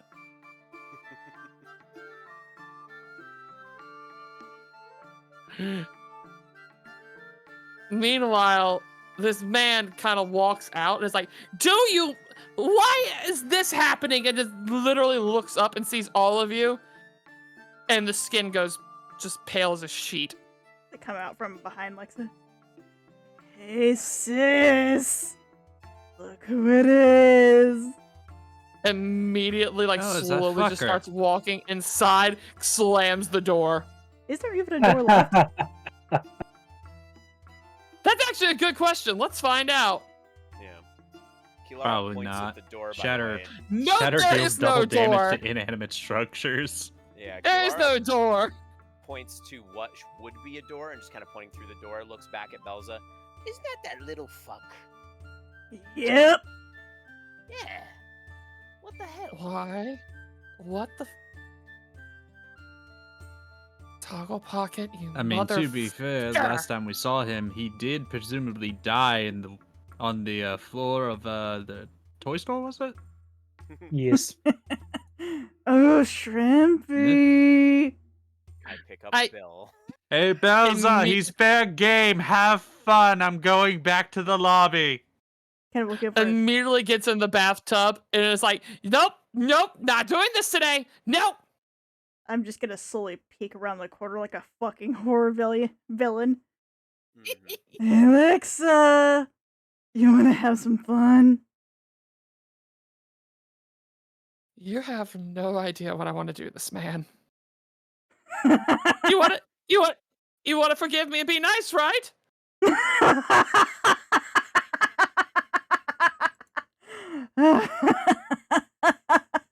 You're a funny little man. Yeah, that's right. I'm funny. I'm really funny. Nowhere to hide. Nowhere to run. No one to You- pray you- to. You can't hurt me here, right? You can't hurt me. Those were the rules, right? You can't hurt me. No one can hurt me. No one can hurt me. Just goes in the corner. Physically. Doesn't mean we can't fuck with you mentally. Oh god. Kilara pulls out their bottomless tankard and says, "I wish I just had popcorn," and starts filling it up with beer, drinking. I will say, as you process this, you see the goop ball just slowly pull out a bag of popcorn. Oh, I'm gonna eat popcorn with Bill. By the way, does the thing work here? I don't know if it would actually. Oh yeah, it does. Okay. It functions. Okay. I can just picture all this being done. Like he's hearing it from down the hallway, looking over to Aiko and just looking over to Goose. They're gonna have some fun. We're gonna be hearing screams. Looking over towards Finmo and just kind of. So what was about earlier? We'll get back to that. As I'll say, Finmos just starts regaling stories about Barovia and adventures. Meanwhile, in this room, we're gonna have a theater of the mind moment as you just have Belza clawing at this man, and you do realize at this point that there's one thing that's true: no harm can actually be done to anybody here. You stab, you claw, you bite at him, no wounds. Oh no, I'm No. I'm making this man dizzy by just taking him by the arm and just using him like a rag doll. Yeah. I said no wounds. And like even Lexa trying to use like vicious mockery and such. Normally you would see some mental effects, but it's literally just this dude just screaming bloody murder, scared out of his mind. Just all you hear is just best slam rage slam room slam ever.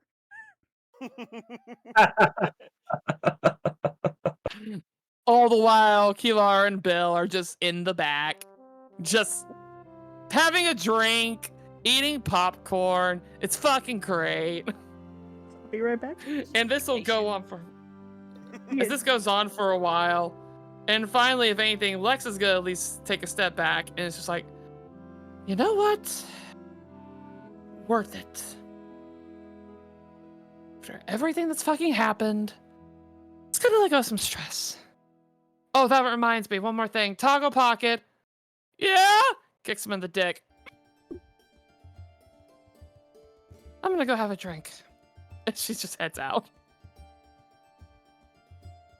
I'm just sitting like crisscross applesauce on the floor, looking in through the doorway with popcorn in one hand and a beer in the other. Show I've seen in a long time. And for the sake of things, yeah, what's happening here? Silas, since you're back in this general area, I want you to roll me a perception check.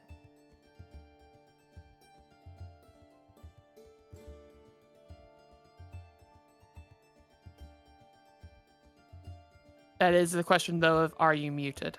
Boom! There we go. That's Oh, it. very nice. I got 19. Lovely. So as you're making your way back, you see Aiko and Goose having a discussion. As you come in at the tail end of it, Aiko's being like, so is that a deal we can work with? Like, come on, I'm trying to give you something here. And Goose kind of just leans back and is like, I mean, it's a pretty good sale. Ooh, thank you for the inspiration, Mrs. Aya. You know what? I'll tell you what.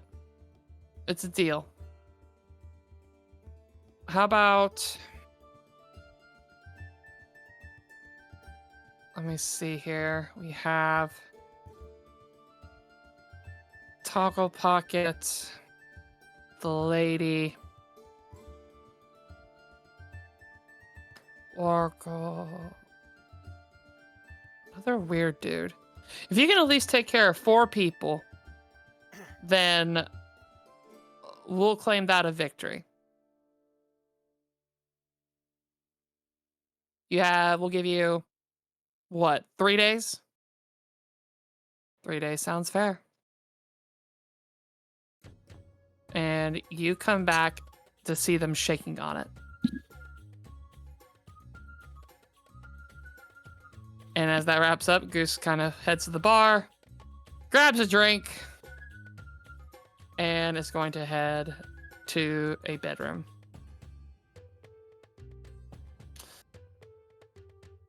As you just see Aiko kind of staring at a glass, deep in thought.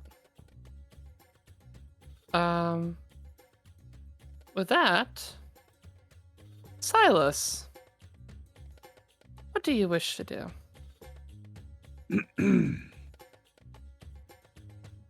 Silas is going to mosey on over to Aiko, pull up a seat next to her.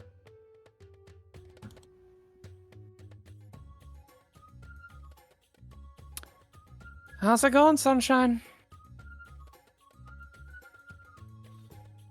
Not great, but I guess a little bit of normalcy. What was that take it deal how you you worked get it. out with,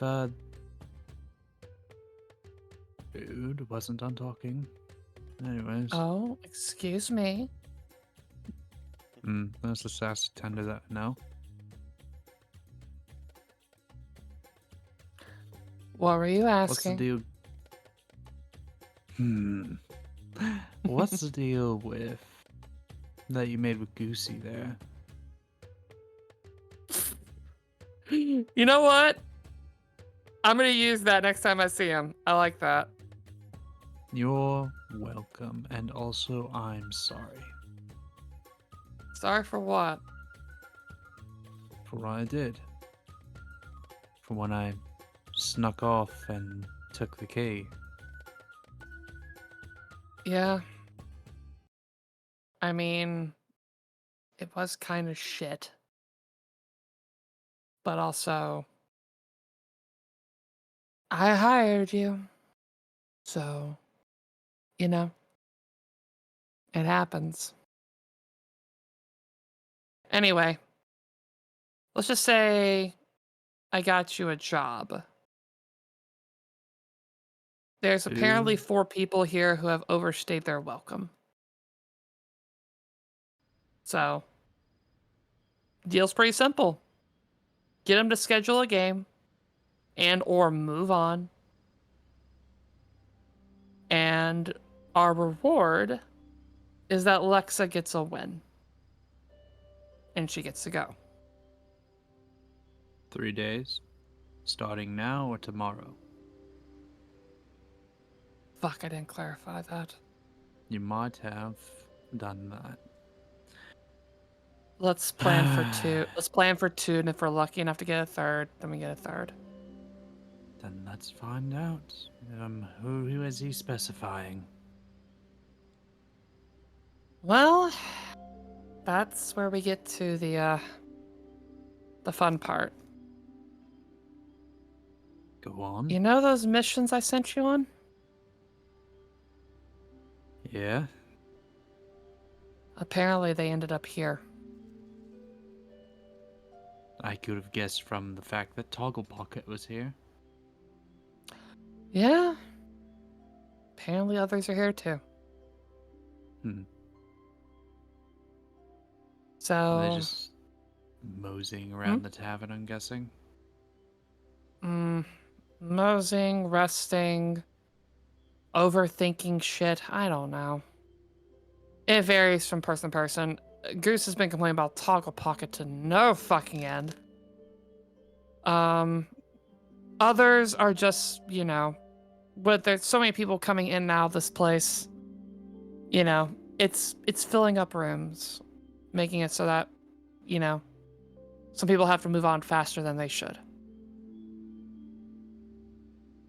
So, he wants us to help clear some things out. Which, in this case, is either 1, they need to get a game, or 2, they just need to move on.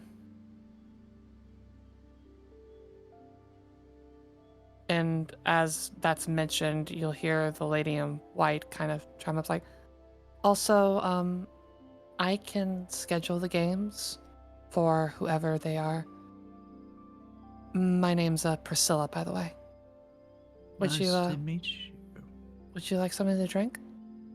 No, we're still figuring things out when that comes to that.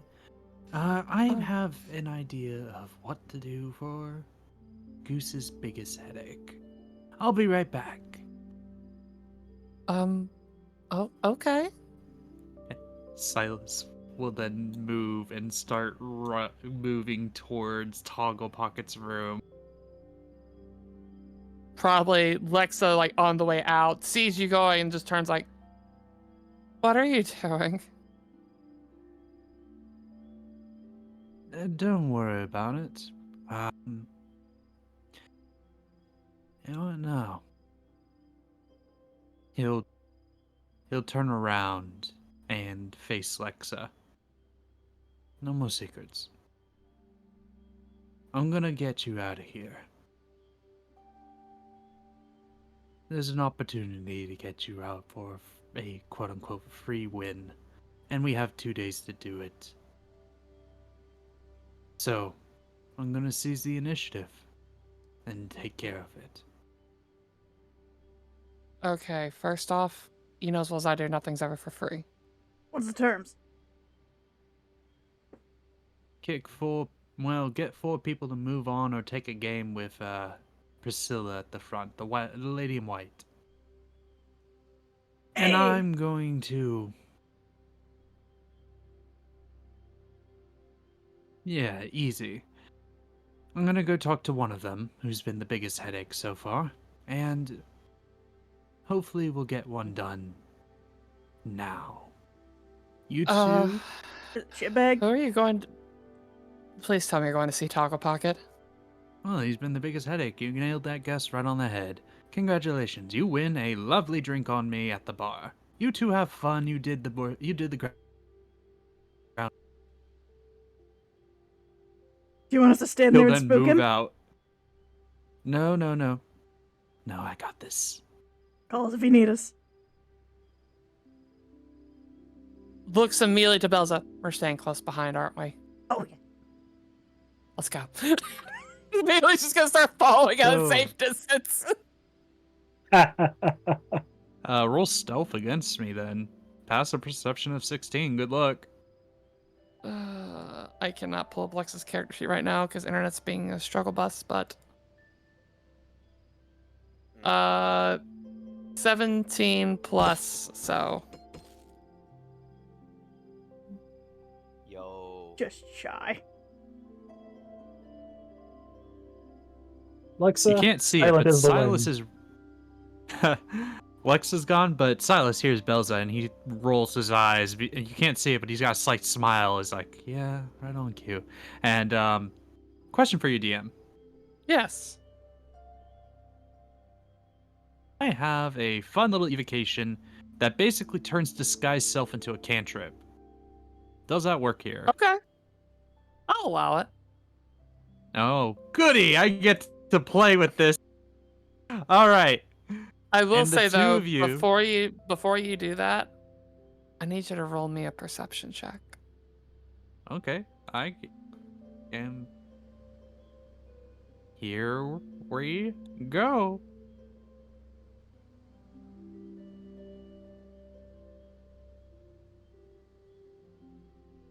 It's a.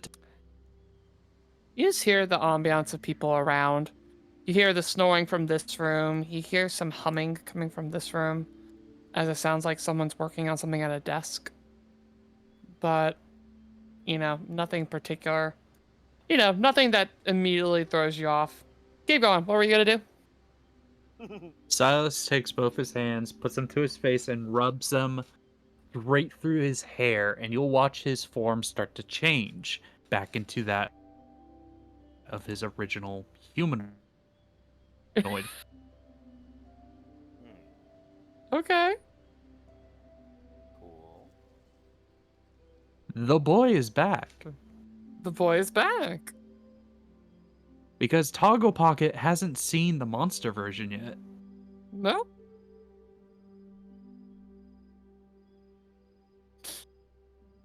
You're free to move out the cabin. Imagine she's stopping every so often and she's like being really stealthy, except for the fact that every so often her really excited tail is just thumping against the wall. Or the floor creaks. You see Kilara sitting there on the floor, like looking in, and was about to get up and go, like, "Show's over. We should." Ooh. Grabs another hand. Silas is gonna put a. Silas is gonna smile and put a finger to his mouth and just like in a sush motion. He'll stand in the destroyed doorway. He'll stand in the destroyed doorway and give it a knock. You just see Toggle Pocket under the bed. As he just kind of peeks out and is like, "Well, I'm sorry, not again." Hello. No, Pleasure to throws a see pillow. you, my friend. No, throws another And pillow. he'll just hit him. You're gonna run out of pillows eventually, and then it's my turn. You might want to one You for broke a pillow. comfort. Oh God. Say that again. I'm sorry. Silas gets closer. Hello, Toggle Pocket, was it? Uh-huh. Hi. So, I'm gonna give you a way out, like last time. Do you remember last time? Honestly. And he will take his hand and grab him by the shoulder. Oh God. Look. Actually, it's like, oh my God. Your nails are asked gross. If you remember last time? No. Tisk. Wouldn't want us to lose our cool as the form will shift. What the fuck is with you and your fucked up party?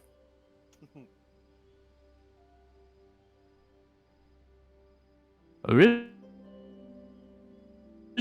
I thought I was normal. You're And breaking you're going up to take again, it sweetie. one way or another. The tabbing is bad. Alright. Stop dabbing. I have to. I know. Stop. Keep going. What were you saying? I'm going to give you a deal, my friend. A new one. You're gonna go to the Lady in White and schedule a game. Or you're walking through that door. Like, what do I even do for a game? I ain't walking through that door. Fuck that shit. But what am I doing for a game, huh? Well, the way I see it is you can play the game of chess. You can roll some dice. Or you can, I don't know, do a foot race. You're a fast runner. You've been running your entire life. You just see him immediately turn red. And, like, he looks pissed at that. And it's like, I will have you know, I did good fucking work. And I worked hard. I made... Now. Shh. as he gets mouthy, you can hear a very, faint growl from the hallway just to help emphasize Silas's point. I'm gonna also put this in perspective here. You see, you can hear that, yes? You're stuck with that for 3 days, maybe even more.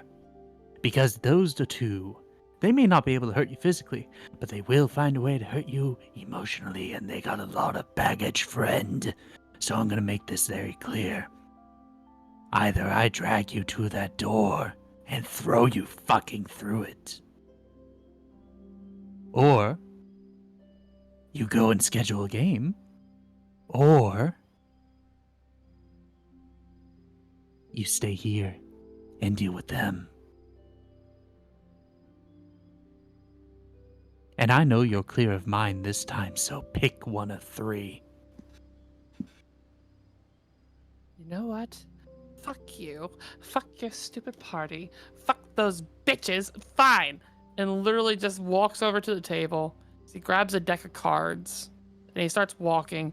And in a weird change of demeanor, he looks brave. As he walks past Belza, walks past Lexa, and it's gonna go all the way to the front. Can I do a thing as he passes? Yeah.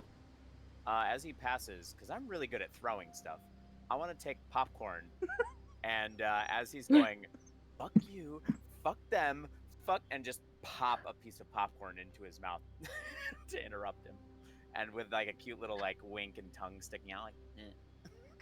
It's probably one of those moments where it's just like actually as he's walking, he's talking about like what he's gonna do. He's talking about the scheme of how he's gonna do this.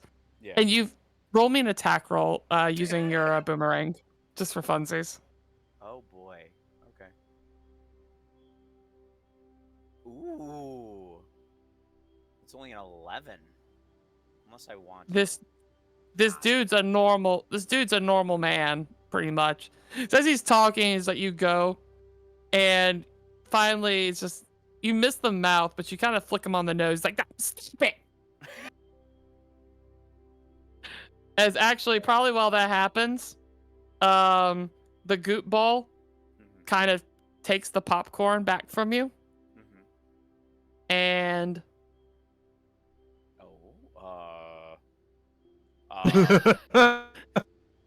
Oh my god. and you just see the little equivalent of a popcorn machine gun firing off. Oh my It's like, god. God, son of a bitch, fine! I'm going! Bill for the win. Yes. Forget it. I pick him up and aim him like a gun, just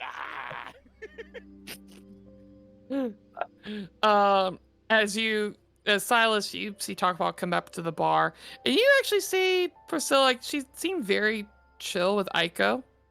And then immediately sees Taco Pocket, and you see the demeanor slightly change, and it's just like, good evening, Mr. Taco Pocket.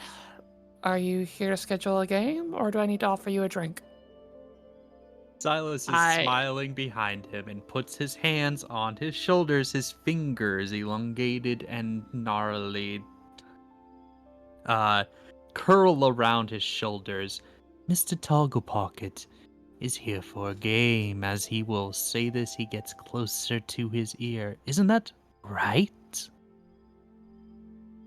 And literally just side eyes you, like head turns, giving you this cold glare, and immediately like just puts your hand and just tries to shrug it off and is like, yeah, I'm here for my game.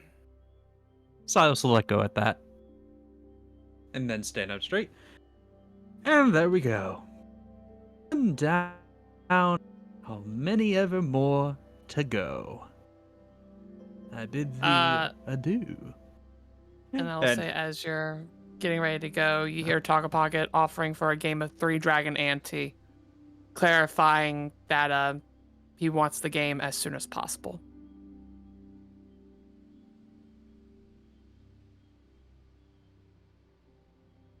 And Priscilla will oblige, confirming that she can schedule the game for first thing tomorrow. And Silas walks back. I'm gonna hold up my hand as if to offer a high five. As I walk with him. Oh, he'll take it. He'll fucking slap that shit. Yeah. And then He got literally a with big ass that, grin on his face. and with that, just you'll see Taco Pocket like march his way back to the room as he kind of goes back and passes by Alexa, and you see as he passes, he mutters something, and then immediately goes back inside, and you just hear the sounds of grinding as you see the bathtub get moved in front of the door.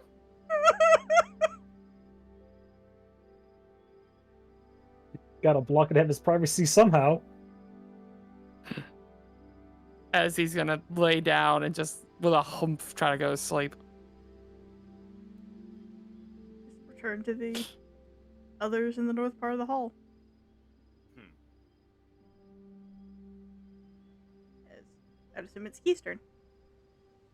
Yes. Key, Like, what are Finmo's you probably wanting been to do? Finmo's probably been talking this entire time about his, Barovia stuff and everything else, and then Yeah. he eventually just kind of like, so how is it that you're able to be here but also go back since Goose said you were here last week? What happened with last Uh, week? How are you here this time? No, this time was the whole thing where I was dealing with the Xanathar Guild, and they decided to put my feet in cement and throw me off a dock. Great time. Last time was because somebody decided it'd be a good idea to throw me off a roof. It happens. But yeah, my wife is actually, one of my wives is part of is actually one of the deaths. And there's just this moment of, you married multiple wives? Who's the other one? And she's gonna kick my ass when I get back to the land of the living. But you see him kind of hold up his hand as he wiggles, and you see 2 rings, one on the middle finger and one on his ring finger. It's just kind of, huh. Looking, like, over towards Aiko Priscilla, looking back to him, bit of a, like, shit-eating grin on her own face, and just, even if not technically one of the wives, any chance bit of fun? Oh no. Like, she's got this look of, like, dead serious with the shit-eating grin, like, eye to eye at this halfling. Just confirming, you're asking Finmo for a good time? Yes. See if he'll take the bait. He just kind of gives a look and is like, oh, come on, I haven't even seen my wife yet. And Let me go see her first, at least. meanwhile, he just going, like, fair. However, would she mind if someone else as well? I don't know about that one. As you see him kind of smile and give a smirk. And it's just kind of, because Key was half listening to the prior, like, Aiko and Silas conversation. It's like, well, here a few days, so available if wanted. All right, we'll see what happens. I don't know how long I'm gonna be here though, so we'll just And see how it goes. Like, on hearing that one, it's just a moment of, right, depending on how long it takes someone to find your body at the bottom of a lake, river? Yeah. There's also the benefit of how one of the wives is actually a medic. It's just a moment of, so when you are found, you're gonna be gone quick. Yeah. We'll figure it out. Anyway, he's probably gonna get up and stretch and slap you on the ass like, I'm gonna go find a cot. Like, almost, like, slip the ass, like, she's got, like, kind of, like, quick, like, hug him, but, like, make sure his head's between boobs kind of deal, just like, feisty, aren't we? Just kind of laughs and just looks up as you just see him kind of grab the boobs for a second and then's like, I would like to remind the audience that we are an 18+ stream. Yep, that's a good reminder. And we're all agreed and we're all enjoying this. Yes. Yep. Think of bear?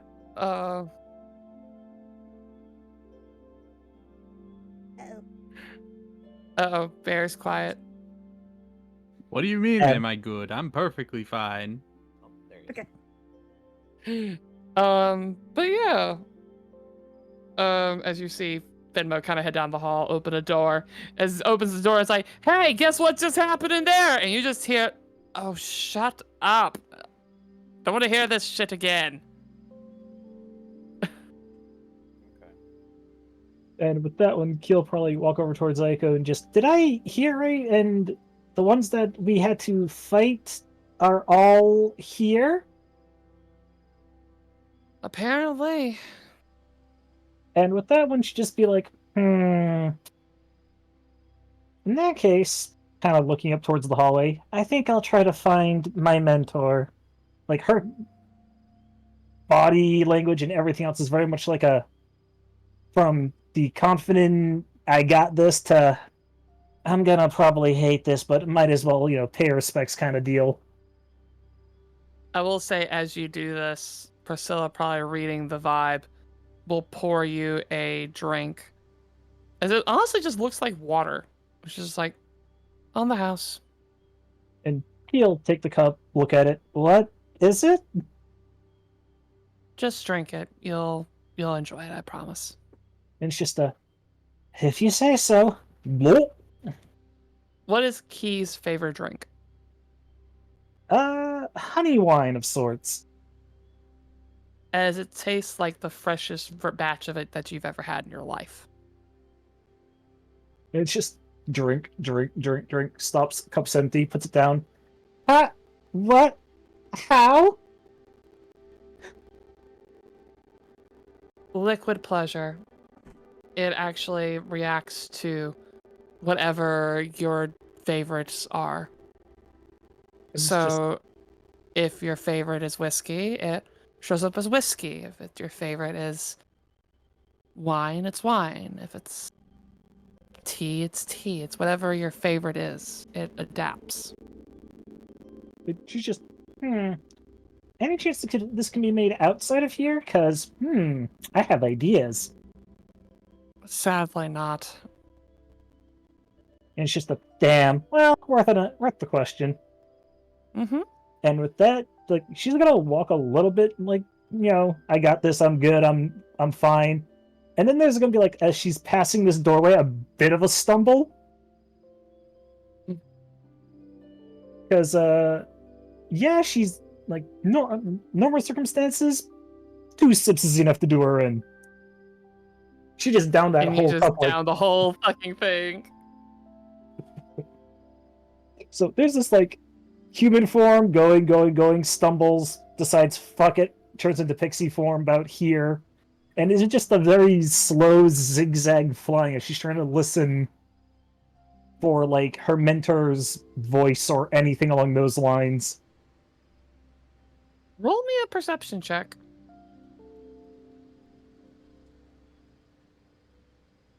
Oop. Also, I am seeing the Roll20 discussion. I'm fucking dying. It's accurate, though.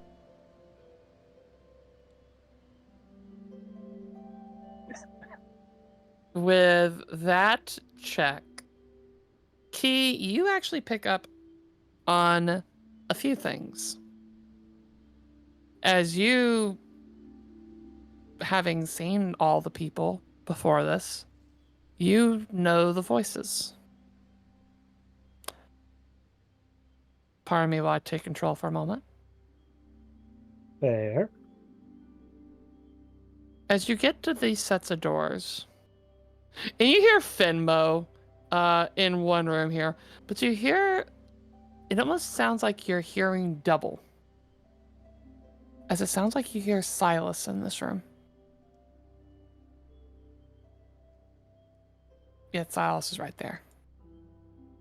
It'd probably be a moment of her stop, look at the door, look over to him, and then just, your brother's in there, like, pointing to the door.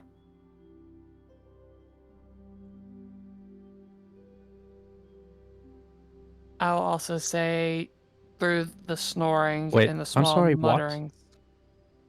And just, he looking at him, very blink. Right, you were out of it. We met your twin, the hunter? He's in, pointing to the door again, this room. The who? The what? I don't have a brother. And then he just kind of blink. You know how you were seeing things from home when you were sleeping at times? I mean, yes. That was a link with your twin, your brother, who's in this room. You may want to have a chat with him. It is Silas's turn to go blink. Huh? And he's just like blink it back. Just like, and then she, like, pixie form flies behind him and, like, nudges him towards the door. Just go in. It'll explain itself, I guess. By the way, most of this, like, is being slowly said, and she is clearly slurring, but, like, there's some confidence in her words at the same time. What? I'm very. Okay. Silas will approach the door. As you approach the And door, knock.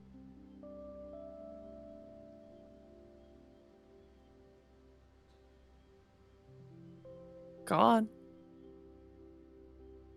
He knocks.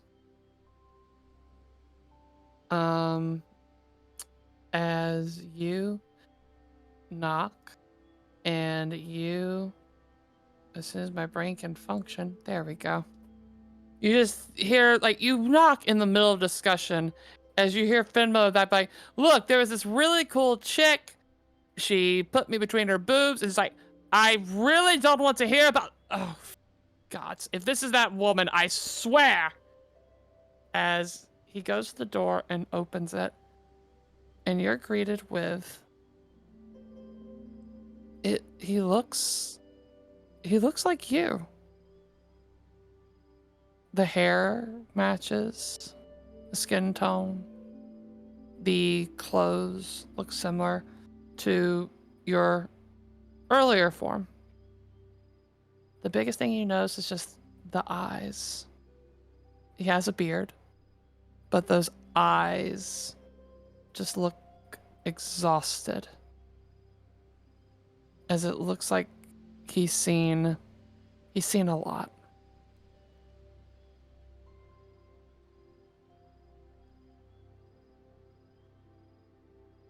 And he kind of just looks you up and down. Hello? Um.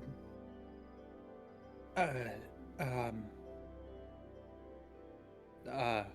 Huh.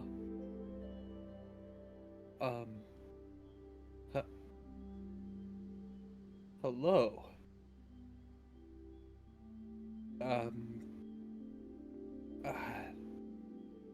The Silas kind of just takes one second to around his collar. Is just like does a thing where you're nervous and you just kind of pull at it and. Hi, I'm. Silas. I know who you are. And he'll kind of put his hands on your shoulders. Very firm grip. As he just kind of gives a deep breath. And it's good to finally see you again. I don't remember you. I don't even know you. And Silas is on the verge of tears. Well, let's talk more tomorrow. But I mean, do you want to talk now? I would love to. Come on, let's go.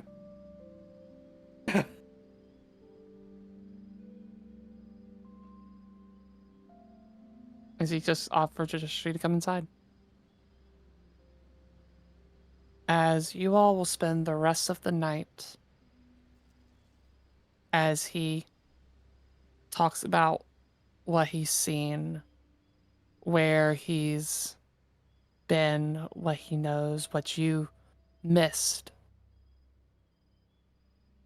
And you guys just kind of catch up, while also catching up, just getting to properly know each other for the first time. Even though you've technically seen each other's lives through your dreams for most of your lives. And we're going to put a pin on this thought. Key. Crying right now. God damn it. Yay, I win! Snowball. It's a snowball fight all over again. Fuck. So snoring here, but what else? The snoring, in between the snores, you hear the sounds of what almost sounds primal. As you hear the growls and the frustration as you just hear him talking about somebody to come back. But that tone, that accent, reminds you of that man that was Kilara's father.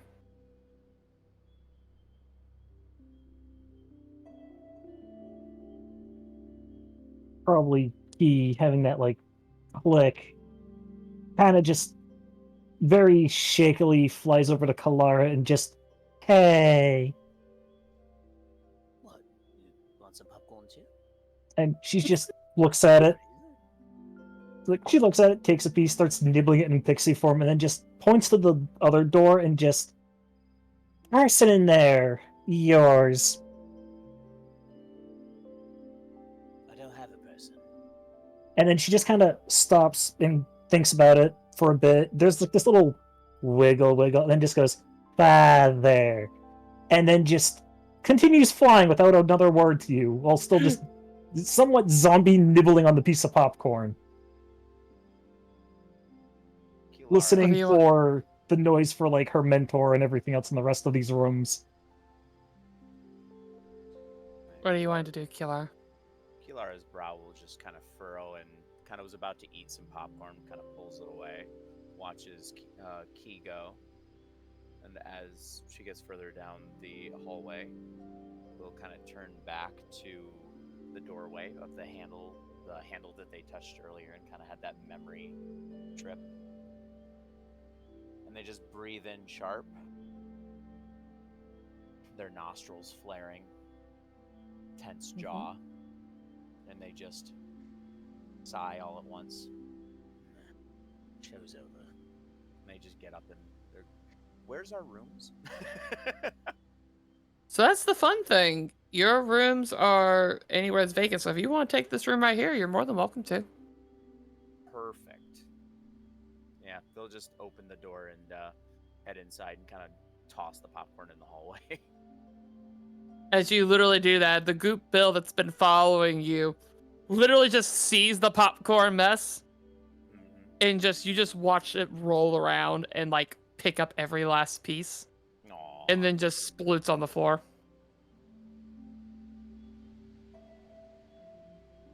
I think Kilara will plop down on the bed, kind of face first, just falling into the bed, and we'll just kind of lay there for a bit, and then kind of look over and notice Bill and Come here. is going to grab the squishy Bill and pull into bed and find something to cuddle. As you grab this little goop ball and you squeeze it tight. Eventually, you start to calm down as you smell herbs. As we haven't talked about these rooms yet, because these rooms are a little bit nicer. Yeah. They have a bed, a decent tub. The desks look pretty chill. But on every desk, you see a bundle of herbs. Mixes of sage and lavender Yeah. and other things that kind of help soothe the mind and calm the body. As slowly you start to unwind and relax. With the one sound that you do hear past the creaking of the bed is the sounds of the man next door. And that's when the back half of that memory comes into play. As you remember coming into your house, oh so small, to hear that same snoring as you go and you poke him. And the eyes creak open slightly. You just feel a hand on your head.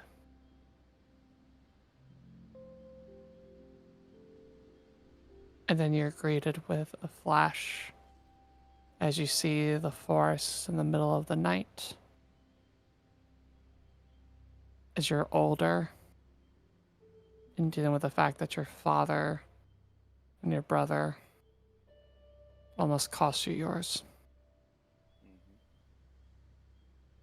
But then it resolves and sleep takes you.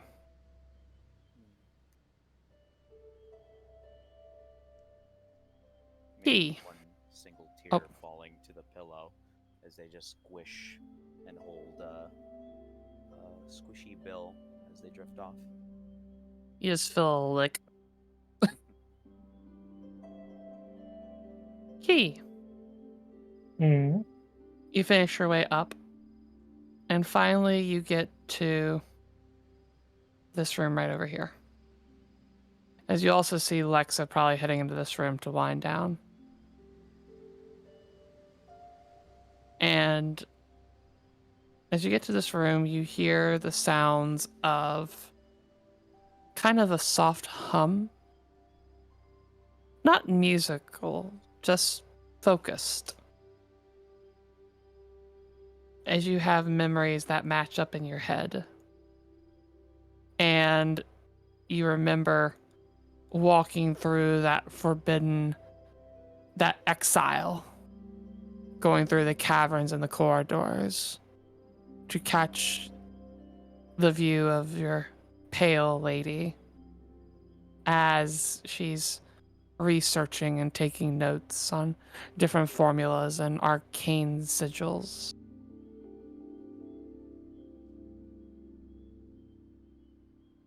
With that clicking, She's in Key would here. probably very drunkenly fly over. Not even change form, just thunk, thunk, thunk, like one of her hands. As you kind of do that, and you just hear, "It's open. Come on inside." And she'll all effort in pixie form, just crack the handle, open the door, and then take the time to close it behind her. And is Pale Lady actually like physically looking over towards the door, or still at the notes and everything else? She's still hyper focused on the notes. With But that, like old time's sake, Keel just fly over, land on her head, and just hum along. You can tell very quickly for Pale Lady that drunk Key, but it is still Key. as you fly into this room, you notice that this is probably the nicer of the rooms in this establishment. The beds look luxury, the baths look beautiful. There's a table with a bar of lovely concoctions, oils, perfumes, etc. And mixed amongst those perfumes and such, you also see arcane formulas and such, vials. Clearly some of her design. But at the desk in the corner, you see the pale lady. Skin sparkling with a soft glow. And her armor and such, in a fitting way, actually looks kind of similar to yours. It's a mix of nature and fungal, with a mushroom cap for her hat, for her head. As you flop in and just start humming, and you just kind of here she hums a little louder. And it's like, "So what brings my little sprite home? Hmm?" And humming continues for a little bit, but then you just hear he kind of start to cry a little bit, and then like squeeze in as much as she can, and just drunken, teary, sobbing Sylvan just, I missed you. I regret doing what I had to do then. Oh, I know, dear. I know. It's okay. We made mistakes too. And that's part of life, isn't it? We make mistakes and we do better. Yes? Here's just a little quiet sniffle. Yeah. That's my precious one. Now, please tell me you're not dead. And he just kind of, you know me, stubborn on that, and always getting out of it one way or another. Quite. That was normal for you, wasn't it? Seriously, how come my student get in so much trouble so many times? And there's just this moment of comes with the territory of being so curious. But like Yes, there's and look where that definite, got you. and it's just I call it a win. Mm. That's fair. And then there's this like you can tell she's starting to drift off to sleep, and it's just after all, it brought me to you, and I learned so much. And she's just gone at that point.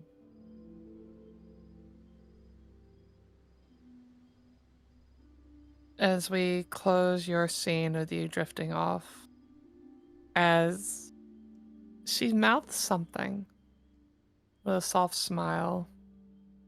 She doesn't really go to bed. She just stays at the desk and casually works on notes. Just enjoying the evening with some overdue company.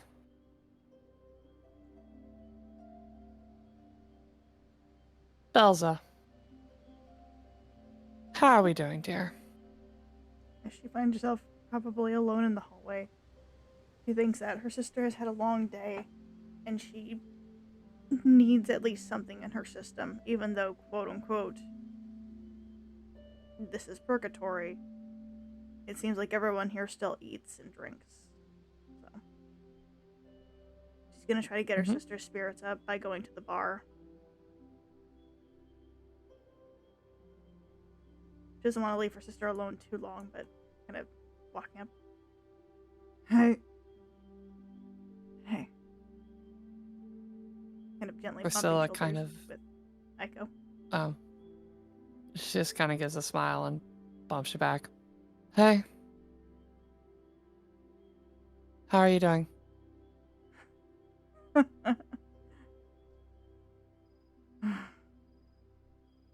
make it. Hopefully.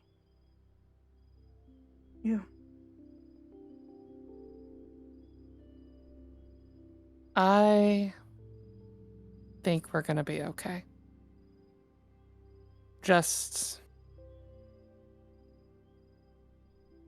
don't let me down, okay?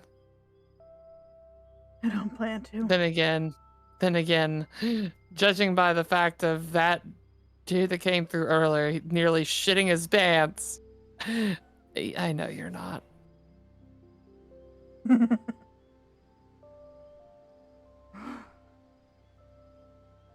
Either way, we're gonna stick together. You know it.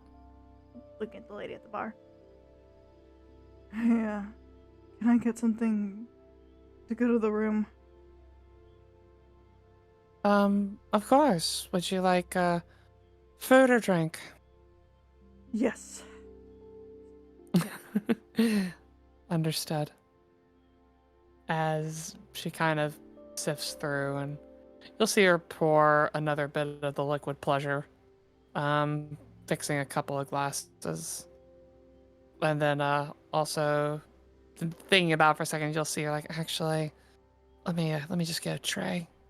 And she'll pull out one and do that, and you'll see 2 bowls of soup that seem to just be steaming slightly.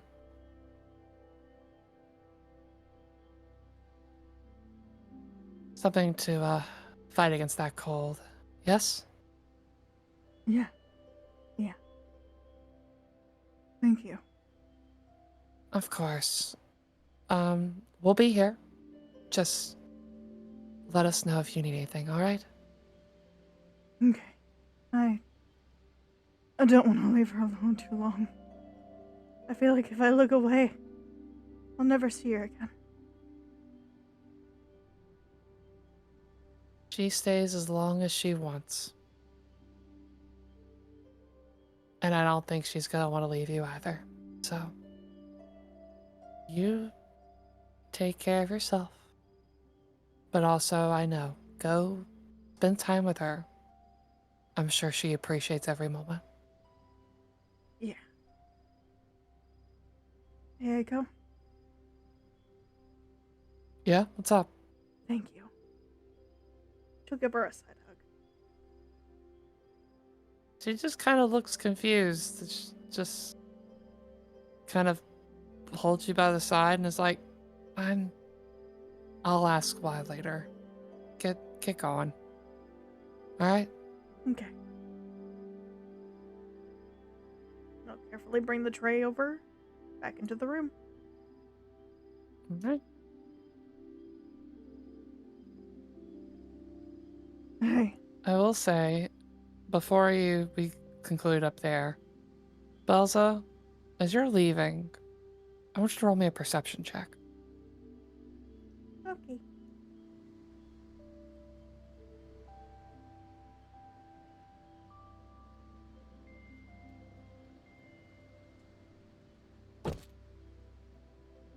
What do I perceive? As you're leaving, you hear Priscilla ask Aiko a question. As she kind of just gives a look. And you hear the question, is she really worth your immortality?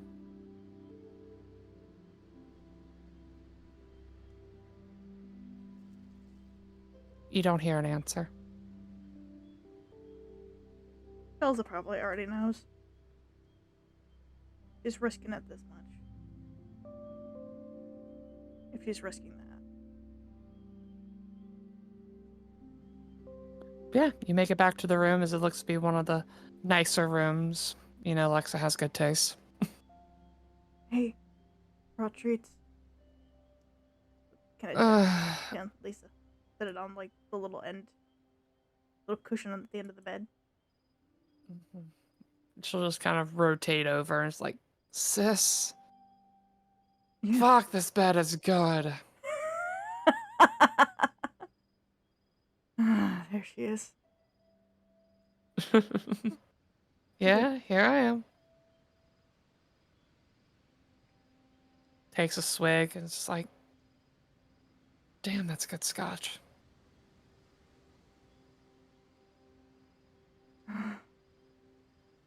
We're gonna make it through this.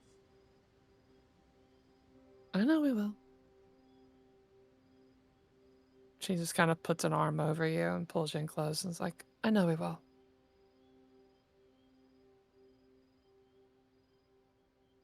And I'm so proud of you. You know that?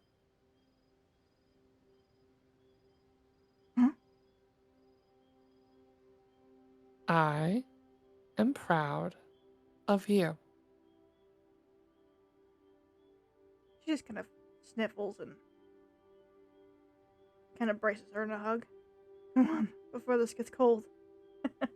Oh, God, easy. Fine. Okay. As you guys will spend the rest of your evening finishing your drinks, having the soup, as in a rare moment for you two, the first time in a long time, you are both not really hiding anymore. As you both are Chain Devil and Succubus. You know, exactly who you are supposed to be. No shame, no hiding. Just holding each other close, enjoying that bond that only sisters can really know. Yeah. It's a night they've needed for a And long time. yeah. Sounds like it's nights a lot of you needed. As you all get your long rest, hit points, abilities, etc. is restocked. Again, for our spellcasters, you might have your spell slots, but you do not have access to them in this place, only cantrips. As the morning comes. I'm going to be continually harassed, so I'll be right back. You guys keep rocking. 10-4. How's everybody doing? I'm doing all right. I'm vibing. It's emotional all up in here, and The feels. All the feels. My heart. Quoting somebody very special, your girl been cooking. Wow, that's not even what I said. Shush. how's everybody in chat? Why Yeah, you making how's us chat cry? doing? Because we can, and we're so sorry, but also, isn't it great? It's I will great. also It's say- lovely. It's a wonderful time. I will also say, above the table, behind the screen, etc. This is kind of what I want to do as the first chapter, as it's a proper way to close out season 1. Let you guys resolve everything that has happened up to this point, so that we have a blank canvas to deal with season 2. Okay. Now, I will throw out a fun offer, and it's up to you guys, because I know Luna said 3.5 hours. We are almost at the 3-hour mark. No, I meant like at the time that you said it. Oh, well, We have, like- in that case, We have like 2 hours left. I'm going to be quite frank. Your girl don't got that many spoons for that. How about knives? To be fair, this is a good Mm. stopping point. It is. I think we could But stop here. I'll say, we got enough people saying stop here, but I'll give a choice. Because we do have one game scheduled. And I'm more than happy to run that game. Probably only take 10 minutes. As this is definitely more of a theater of the mind game. Oh, What do you think, chat? Is this? Would you like to see Toggle Pocket's game? I would like to see him fail miserably. Yo, best part is it kind of sets the precedent and gives us an idea of like for viewers and us here, like an idea of what we have to expect in the future, because we have no idea really. Yeah, this is true. It won't take long, so fuck it. it, Yeah, let's run why it. not? Yeah. Alright! That's the Plus, we can't spirit! do between sessions too. It'll be basically like we're still asleep in our respective areas or whatever. Meanwhile, ass crack of dawn. Yeah. As probably as this is going on, let me set this up right here. You will hear just slowly marching down the hallway. Alright, Death! Showtime, baby! Let's get this over with! I ain't got all day! I got a business to open back up. Let's go! Oh, as soon as I hear shouting, I am like stock up like, oh. As he's just marching down the hall looking confident. Jesus. What a Time. rude little bastard. Out of time. Like, Yep, I'm pretty sure, okay. like, Key, she's just out, still on top of Pale Lady. Pale Lady's probably just doing her humming and notes, just happy for the presence once again of her favorite student. As probably as this happens, the pale lady will probably gently like nudge your head. It'll just Like, be a 5 more minutes. Like, oh, you still, don't want to see a game? still We've kind seen of a in, we've seen, still all in Sylvan, but it's still just that like moment of, yeah, this is typical for her.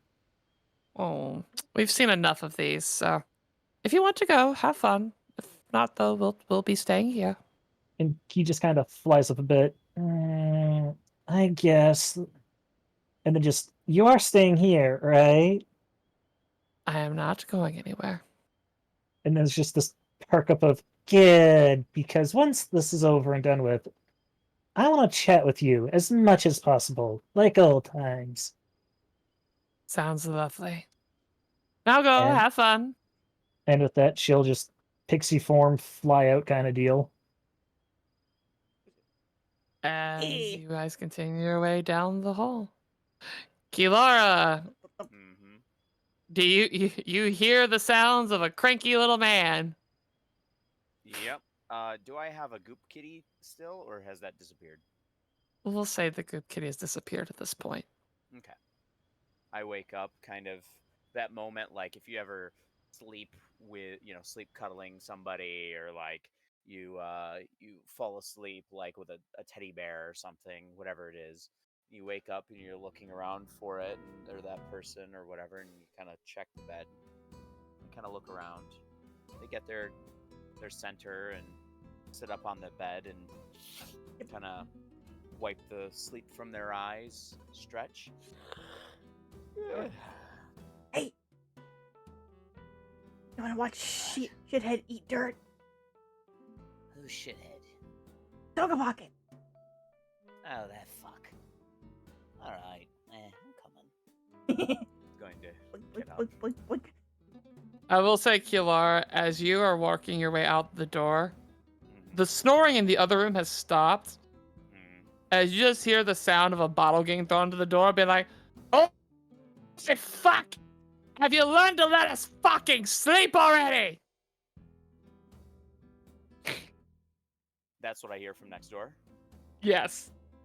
They'll stop for a minute, again, like hovering on that door handle, kind of just looking down at it. Jaw tenses. They close their eyes for a second. They open the door and they'll head out, closing the door behind them. And as they're walking by the door, just one big middle finger as they're walking by the door. Doesn't look, just middle finger up. Lovely. With that, you guys arrive at the game hall. Goddamn, why do I keep pulling up the little token settings thing? Fuck off. Clicking the right spot where you don't want. I guess so. As you guys arrive to see a few others kind of sitting and hanging around, kind of just engaged.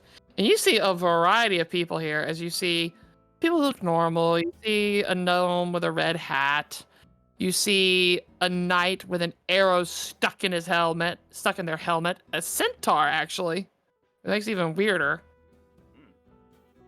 But over on the far side, you see Toggle Pocket sitting at the table with what looks to be like a sleep-deprived goose.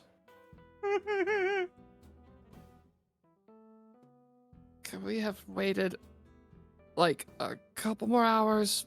Fuck. No. I said first thing.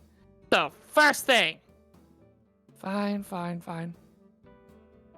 Crude, are you up? As you see this red-headed dwarf kind of walk over between the two. It's like, yeah, I'm here. I gotcha. I immediately steal his seat. All right. Since we have some guests here, let's review how this works. Silas sits on the edge of their table. Eh, I'm also clusterfucking. let's review how this works for their guests. Our guest determines the game, which Toggle Pocket, yeah. What was the game you chose finally? 3 Dragon Ante. You know I'm fucking badass at that. Right. So, you choose the game. Death chooses the conditions. How about we do this then? You see him kind of fidget under the table and he pulls out a poker set. It's like, 1,000 in chips. First to lose the 1,000 loses. Does that work for you? Talk was like, 1,000? Chump change! We can do more than that! Just see Goose just rub his face like, it's not even real money. I'm not giving you money, you dumb... You know what? Say that again, Silas. You should work with less. The faster you win, the faster you can get out of here. Roll me a persuasion check. Silas he is clearly trying to egg on Toggle Pocket dumbass. We're gonna call him the dumbass affectionately. Call him the dumbass. Roll me a persuasion check. Affectionately. Wait, no, not affectionately. Villainly. Either way, still fitting.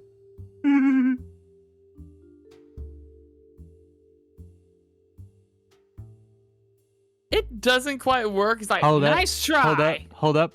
Hold I up, got a point hold of up. inspiration. Use it. Ooh.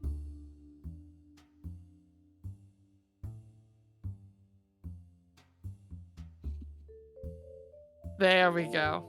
Let's go! Fuck you, Toggle Pocket! Get fucked! As you see Toggle Pocket, like, the face gets red again, it's like, you know what? Fine. I don't need 1,000. Let's make it 100.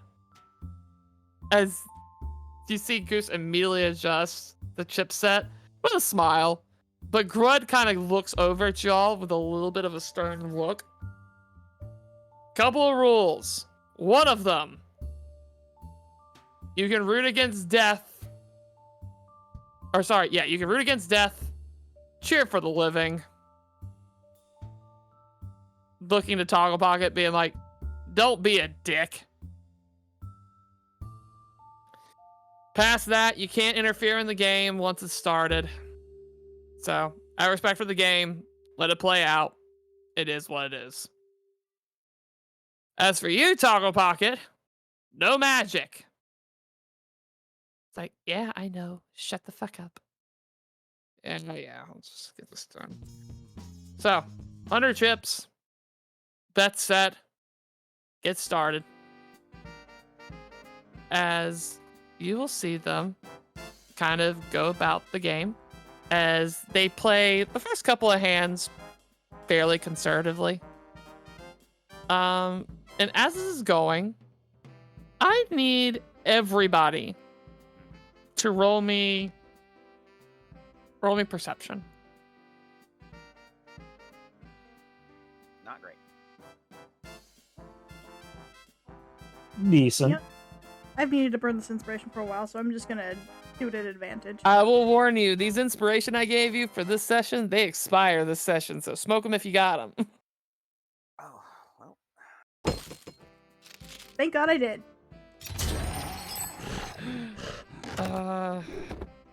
To be fair, I smoked mine with the perfect reroll.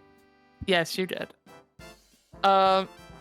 As at first, the game looks very even. Like, they're matching each other play for play, setup for setup. They're doing an amazing job. Like, give credit. Toggle Pocket put in some good work. Kilara, with your 17, you notice a slight change, though. As slowly, Toggle Pocket's pile goes down. And you hear a discussion starting to come into play. As Goose just starts talking with them. Nothing too serious at first. It's like, so what are you going to do when you get back? Easy. Opening the place back up. Gonna make that cash back. It's gonna be great. Uh-huh. So your entire goal is to just go back and make money? And your fucking point is nothing else matters, yeah? I mean, you can find other things that matter besides that. Call it a hunch. I mean, I don't see what matters. Like, in the end, I'm going to win, and then I'm going to move on. Unlike some people here, there's people that have lost their games and left. I was taking my time trying to come up with a strategy. As you just see Goose look, and, like, at this point, it's like, cut the crap. Excuse me? How dare you? Kilara, you notice Toggle Pocket's chip pile is now cut in half. He's losing. Mm-hmm. Okay. Narrowing out. And Does it actually match up with the game itself, or is it just depleting by itself? as the game is being played, he's just losing more and more. Okay. It started very slow, but now it's just becoming a trend. Mm-hmm. And he seems to just keep losing. As Goose starts talking about everything about him, he mentions how. Oh, that's a little loud. There we go. As he starts talking about the casino and how adventurers showed up and fucked his casino up. But didn't he fuck over somebody before that? I don't know what you're talking about. Oh, come on, you know. You made friends with a tiefling, yeah? You were gambling buddies. You went around scamming everybody blind? Well, not really scamming. You actually earned your money then. You won tournament after tournament. You were actually going to make a game together. You were going to run your own casino together. Partners. Isn't that right, Toggle Pocket? I mean, yeah, so what? I did what I was going to do, and I took the money. Who gives a shit?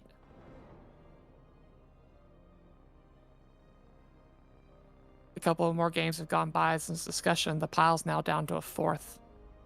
Mm-hmm. Well, let's go down the line of who it affected. It affected Lexa and Belza, obviously, as you made a deal with people you shouldn't have and brought them here when they probably didn't want to be. It affected all of your employees and your coworkers who lost their jobs because of your fuck up. It affected the lives of thousands of others as you shifted the ownership of the casino over to criminal cartels. What are you going to do when you get back? Honestly. I see the eyes shift to a soft hue of red. And he's just like, I just want to get back. That's it. He has one chip left to his name.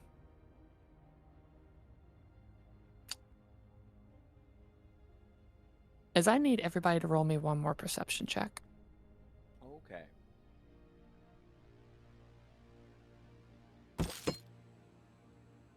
My eyes get keener. So tease. She's been watching this like with just enraptured. Mm-hmm. Like this is the most thrilling Silas game is, between people she's seen in a long while. I'm zoned in on Toggle Pocket. Silas is just eating it up. Yep. Same with Belza, just focusing on Toggle Pocket like a predator. Like she smelled blood in the water and she's gutting him down. Belza, you are just enjoying the show. This is karma in like the sweetest form. It's just payback. And it's beautiful and you're savoring every fucking moment of it. She's getting the panic that she didn't Silas. get the first time. Yeah. Silas. You just see the shift from confident to fear coming over this man's face. Like he hit it very well in the beginning. But now that he's down to like his final chip, his final hand, that face looks very familiar. It's the face he gave you before you threw him into the toy store. And he died.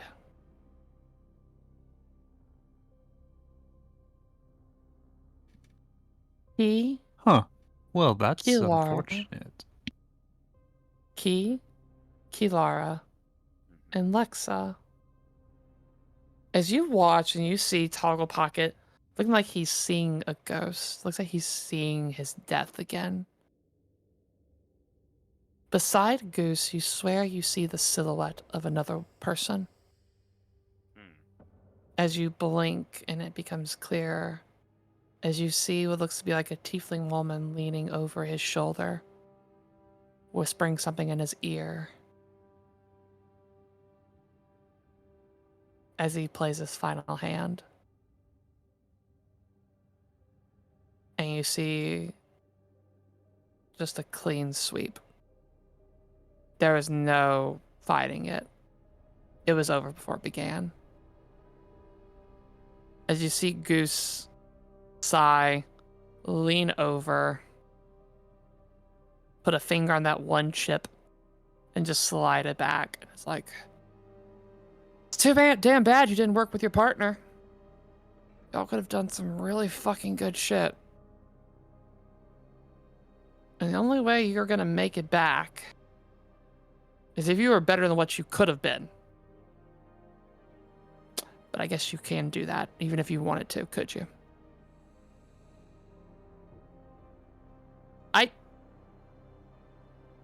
You know what? Fine, I lost.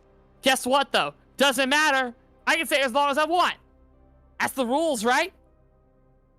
When it's over, I can stay as long as I want, but eventually I gotta move on. What if I choose to just stay? Who gives a fuck? Then, and I'll put a hand on my shoulder, we get to torture you for all of eternity. Your own personal hell!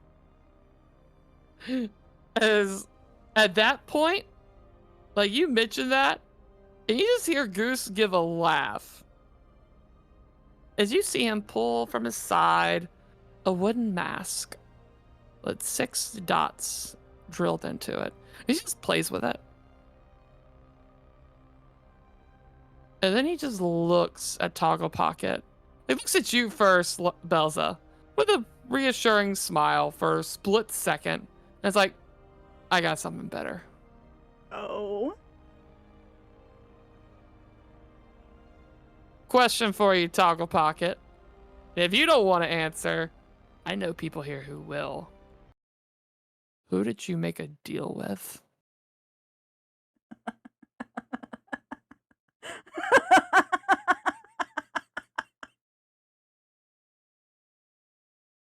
As you just Silas see will the speak up. eyes get, you see the eyes get big. And go, Silas. Time to pay the devil your due. As he just snaps his fingers at you and is like, bingo. Because Belza, who did Toggle Pocket make a deal with?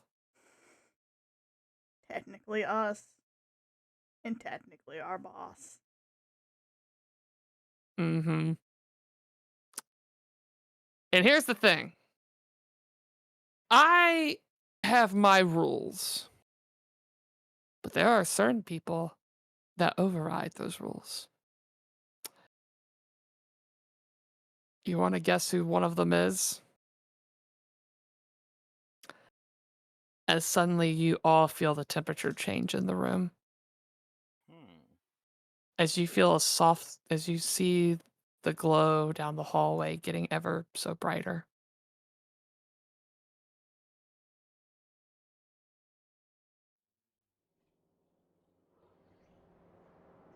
Oh. Hear that, Toggle Pocket? Mammon ain't gonna keep waiting. He waited as long as he was gonna. And your time's up. Can I deliver him myself? I'll throw him through.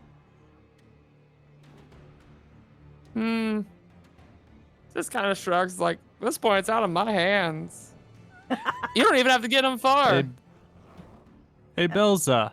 There's 2 legs on that man. Why not you and your sister both do it? Yeah! Come on, sissy. Let's drag him to hell. Let's do it. Pay the piper! As you see her walk over and just grab the other leg as he is just starting to get that stammer again. As I'm going to group you all together for this so we can drag you all at the same time. Or the trio. As they get dragged out, as you're talking like, now, ladies, look. We can figure this out, right? We can talk about this, right? We got time. We got time. The scroll's written in blood, Toggle Pocket. Your blood. Ain't going back on it. And you know as well as I do, we don't give two flying shits about you. You treat us like crap. You especially made me feel like trash. You treated my sister like a brothel whore. And right now, I'm gonna enjoy seeing you go to hell and never fucking come back. As you guys walk your way down the hall and you see that the light at the end of the hall, it's no longer that nice soft shade of blue. It's blood red. As you see things starting to crawl out of it. Tendrils, claws. As you smell the stench of death in the back. Kind of leaning my head back towards the others. You might let it keep a little distance. They may not Please, recognize look. somebody who's not your own. Ain't that right, Toggle Pocket? Look, I'll do whatever I can. I'll do anything. Look, let's make a new deal. How about that? Can we make a new deal? Deal's already been struck. As he just kind of starts to panic. He's like, don't you want an apology? Fine. I'm sorry. I'm sorry for everything. I'm sorry for breaking my deal with my partner. I'm sorry for opening the casino. I'm sorry for fucking with you all. I'm just, please. As he starts to kind of beg for mercy one final time. And as that happens, you just see one long hand reach out and grab him by the top of the head as you hear him scream, as you see the nails dig into his skull.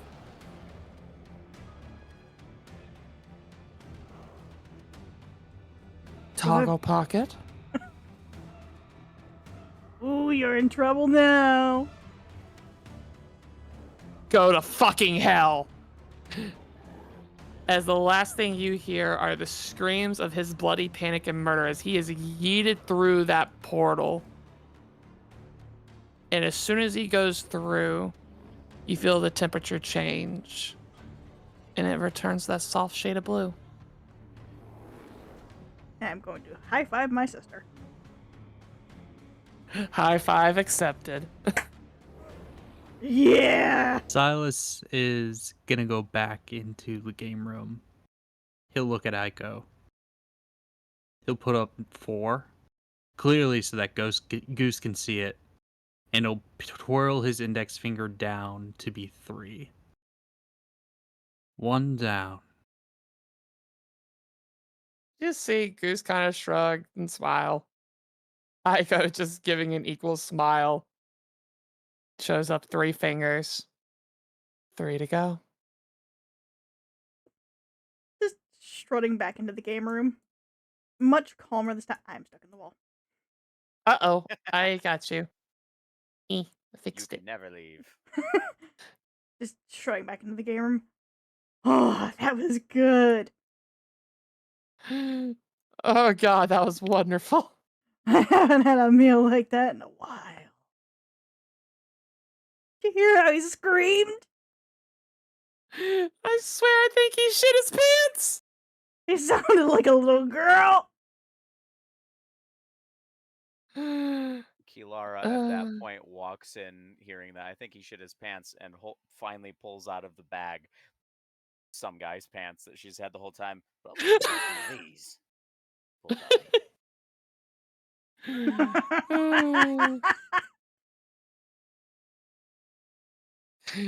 As you see a couple people looking in like shock Mhm. and confusion, as the dwarf kind of looks like, all right, that's it for now. We're done with games for a bit. Everybody get yourself a drink, cool off.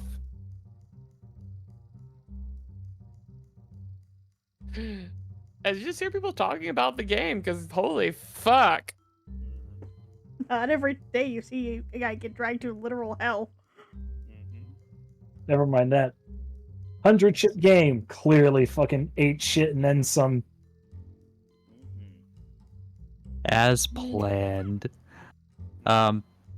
Silas will go down to where Goose is at, sit across from him, and look him in the eye and say, "Who's left?" Just see him kind of smile, laugh a little bit. Like, first off, yeah, I know the rules are you gotta support the living, but nice call. I merely made a suggestion to him that would have supported him in the long run, which, sadly, did not. 3 people. One, and you actually, as he's kind of sitting there, like massaging the side of his head, you can see the crucifixes in his eyes rotating. So you can see him kind of processing. He's like, first we have Wargul, I think is his name. Who Apparently the you fuck all is did something Wargle? to...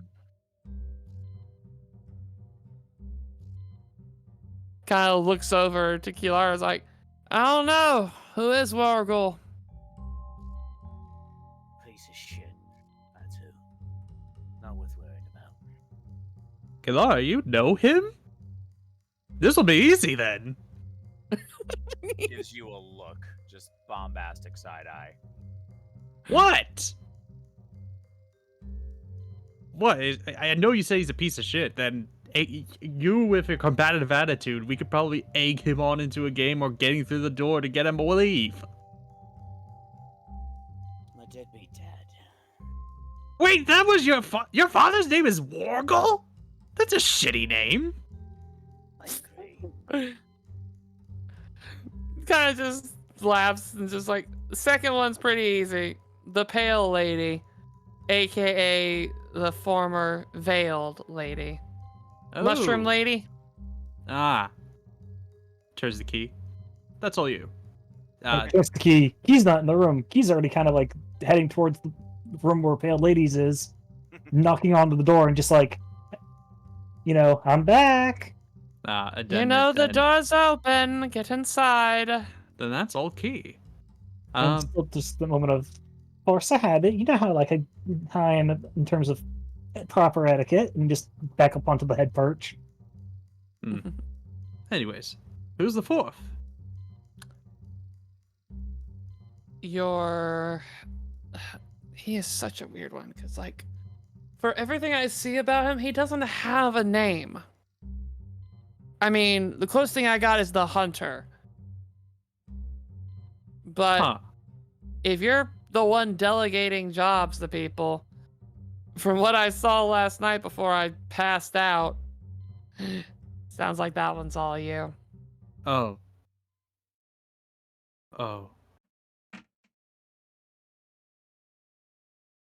Huh. Kilara is going to walk up, shit-eating grin, kind of vengeful, like kind of spiteful, puts the arm firmly and squeezes you in tight. Nothing like a family reunion, right? And not make it a double date then. I bet it'll go smoothly. As he then grabs Kilara's cheeks and like pulls on them, kind of like brotherly. Yeah, Kilara's returning the favor, like, Yeah, and you'll have a great time. It'll be like therapy. I like my family. Yeah? Well, guess what? We both have to deal with them now, whether we like them or not. No shit. As we pan out of this scene, this game room with tons of guests talking, playing different games just for fun or just for discussion. Belza and Lexa finally getting some catharsis after that shit. Looking at these two like, not getting along with your family. We wouldn't know. Can't relate. Kilar and Silas clearly bonding in a way that's different for them, but they've you can see the growth from their previous ventures. Finally, in the back, Aiko sitting at one of the tables, a calm smile, seeing everything kind of falling into place.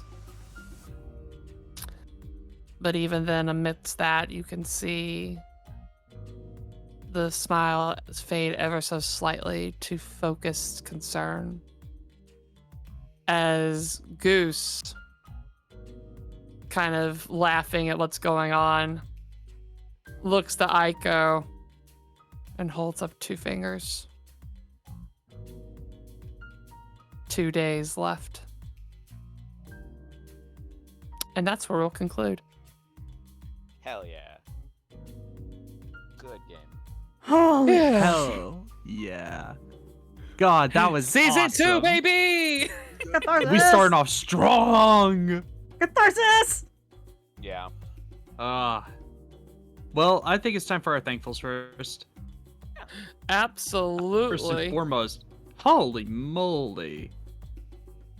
First of all, we would like to thank the Phoebe Bane for the follow and the subscription with Prime.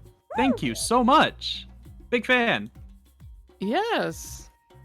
And I will say, if you all can do me a favor and get the rest of those thankfuls for me while I pull up one other important thankful we need to do, because, yeah, I forgot something important. Keep talking while I fix this boo-boo. Okay. All right, fine. I'd like to thank MJ, Mayluna, Shinor, for all your beautiful characters. I'd like to thank our viewers for being amazing. Grasping at straws here, guys. I'm losing them. Thank you for Mrs. I Alia got for it. the giving inspirations. And I'm good from here to kind of help fill in the gaps. Thank you. But yeah, thank you, Phoebe Bane, for the subscription. Thank you, Kim Fox, for resubscribing for 6 months. Hell yeah, thank you. Thank you, Moriuna, Epic Psycho, Miss Azalea, for using your points. And of course, thank you to everybody that's been watching along, just kind of interacting and being amazing, wonderful people. With that, we do have a few special thank yous as we are closing shop. First off, I would like to give a special shout out to Miss Mayluna, who, fun fact, a lot of the tokens you see on here, minus a couple, a reminder, Luna here does a lot of our art, and she does an amazing, beautiful job. And one thing that we always are wanting to try to make sure we do is give her that love and support. If you're wanting commissions by her, she is up for that. You know, we have the links in the pinned. Also, in that same light, if you want to support our artists, one of the ways you can do that, subscriptions, donations, following, all that stuff goes back into the channel, goes to her, especially right now after helping with all this new art for season 2, as we are just kind of helping to make sure we give her the love that she most certainly deserves. Luna, sweetie, thank you. Thank you. I love you guys. Also, Love currently, you. the artist is grounded. Yes. Grounded? Which is Grounded? Grounded! Suspended. Grounded! Which, Suspended again, with pay.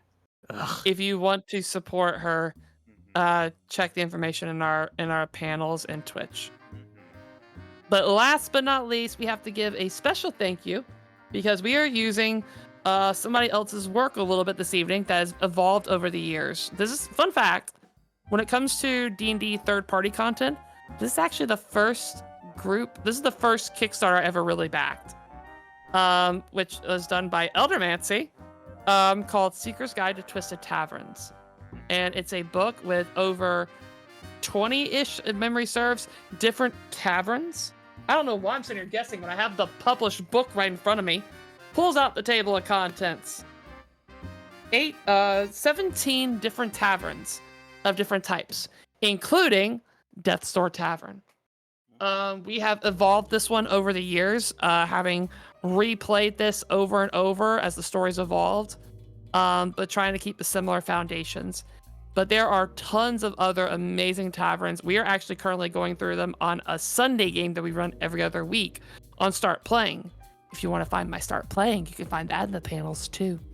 But the biggest thing, if you're wanting to get copies of Seeker's Guide to Twisted Taverns, I am putting a link for them in the chat right now because they have their work through Ghostfire Gaming.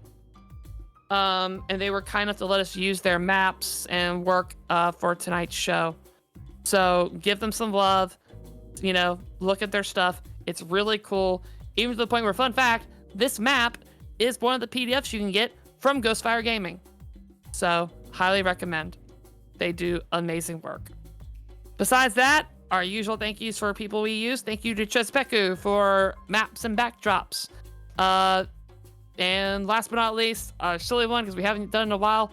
Thank you, Kevin McLeod, you crazy madman, for all of the music.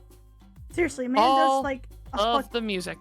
He has like fuck ton of copyright free stuff. He is amazing. Give him the love. Give him the All love. the stuff we've used is his copyright free stuff. Holy shit. Exactly. That shit goes hard today. It goes so fucking hard. The Reaping of a Soul to Kevin McLeod. Yeah. Ooh.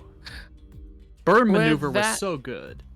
It fits so well. Like, fun fact, that was one of those moments where when we were prepping shit and I was testing songs, I clicked on Burn Maneuver and heard like 3 seconds of it, and it was like, I know what I'm using that for later.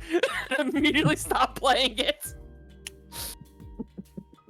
But yes, with that in mind, we are going to close shop for the night. Our next stream day is scheduled for Thursday, with our next D&D stream day set to be August the 5th. So if you want to see the continuation of Death's Door Tavern, how the other patrons do, and what is the fate of Lexa? Does she come back to the land of the living? Or is there a new debt to be paid? We'll find that out next time. With that, though, last call. Hold Anything on. else for anybody to say? Love you guys. Yeah, happy Pride Month to Electric Boogaloo, first and foremost. Number 2, wishes, stars and wishes, more glorious. More glorious. Oh my god. That I can never escape this There, meme. you need to send me a Laureus token just so I can Oh my drop it God. into the stream, just to fuck with I'll MJ. make it happen. And I will- I will But, just send you the art. yeah. Please and thank you. And more quokkas too, more quokkas with anti-barrier union jackets. But on a serious note, I think that what we can do is we might be able to follow up stream by giving a raid. To Ooh. some of the friends. Thank you for reminding me. Let's. I know 2 Get of them that that are stuff going on prepped. right now. And Kim Fox just subscribed for 6 Kim months. I Fox, think we could repay Kim the favor. Fox. I think Plans that's for a Battlefield 1. great Wow. idea. Yeah, Okay. let's give her that. Oh wow, Battlefield 1, that's a down my callback. alley, but all right, interesting. I think that's a great idea. Anything else for the last call? Because I do have one other thing to bring up. But for you guys, anything else we have for last call while I'm getting the raid prepped? Well, Stars. other than Nah. that, I guess shameless self-plug. Hi, I'm Bear. I do games for a hobby, and you can support the show by joining in on those games. You can just click my name in the link below. That'll lead to my Start Playing. If anything interests you, give it a shot. You might run into some of us. Oh, definitely. Absolutely. Which leads to my final trinity of things. 1, you can also do the same for me. I run games throughout the week, on weekends. One of them being Seeker's Guide to Twisted Taverns, but we're also doing Waterdeep Dragon Heist, and we're working to actually plan a new one that's going to be starting on Saturdays. So stay tuned for that. I know, so fancy. 2, in that same light, I know I just advertised myself for games, but guess what? I'm not running any games this weekend. Your girl's gonna be at a convention. Which leads to the fun Easter egg bit. If you are going to GalaxyCon in Raleigh, North Carolina, consider this a fun Easter egg opportunity. you can reach out to me on the Discord. Say, hey, I'm going. I'll give you the challenge. Come find me. I will hug the shit out of you. We can be nerdy and talk about D&D shit. And who knows, maybe you'll find some Easter eggs, but for the rest of season 2. And with that, last but most certainly not least, let's talk about the goals that I mentioned at the beginning of the stream. So we have 3 sets of goals going right now. For followers, we need 10 more followers for our goal of 125 followers. Subscriptions, thanks to the awesome work from Kim and Phoebe, we only need 3 more subs. 3 more subscribers, and we've hit our goal for this. Yeah. And last but not least, for bits, we have a goal of 2,500 bits. We have done 310, so we got a little ways to go on that, but that is totally cool. And that definitely, all those things help go towards things like, for instance, paying for assets for stream and new tokens and new art and new emotes and various other things. So if you want to see those things go directly back into the channel and the people who work very hard for us or with us or etc., that all helps. Yep. Which leads to the idea again of, everything you do supports, which I'll even say, just hanging out and watching the show is always a huge support and greatly appreciated. Yes. Oh yes. Share us around. Yeah. Yes, please. Which, More the merrier. yeah, which leads to some other things that we'll have probably when we talk on Thursday. If not Thursday, definitely by Monday. Yes. With that in mind, though, we're going to close shop here and migrate over to a raid with Kim Fox. Return that love that she gave to us. So until Thursday, everybody, the Altars Den thanks you for your time and your stay. Your patron. Be good, do good, lots of love, and we will see you back here very soon. Love Bye you. bye. Goodbye. Bye.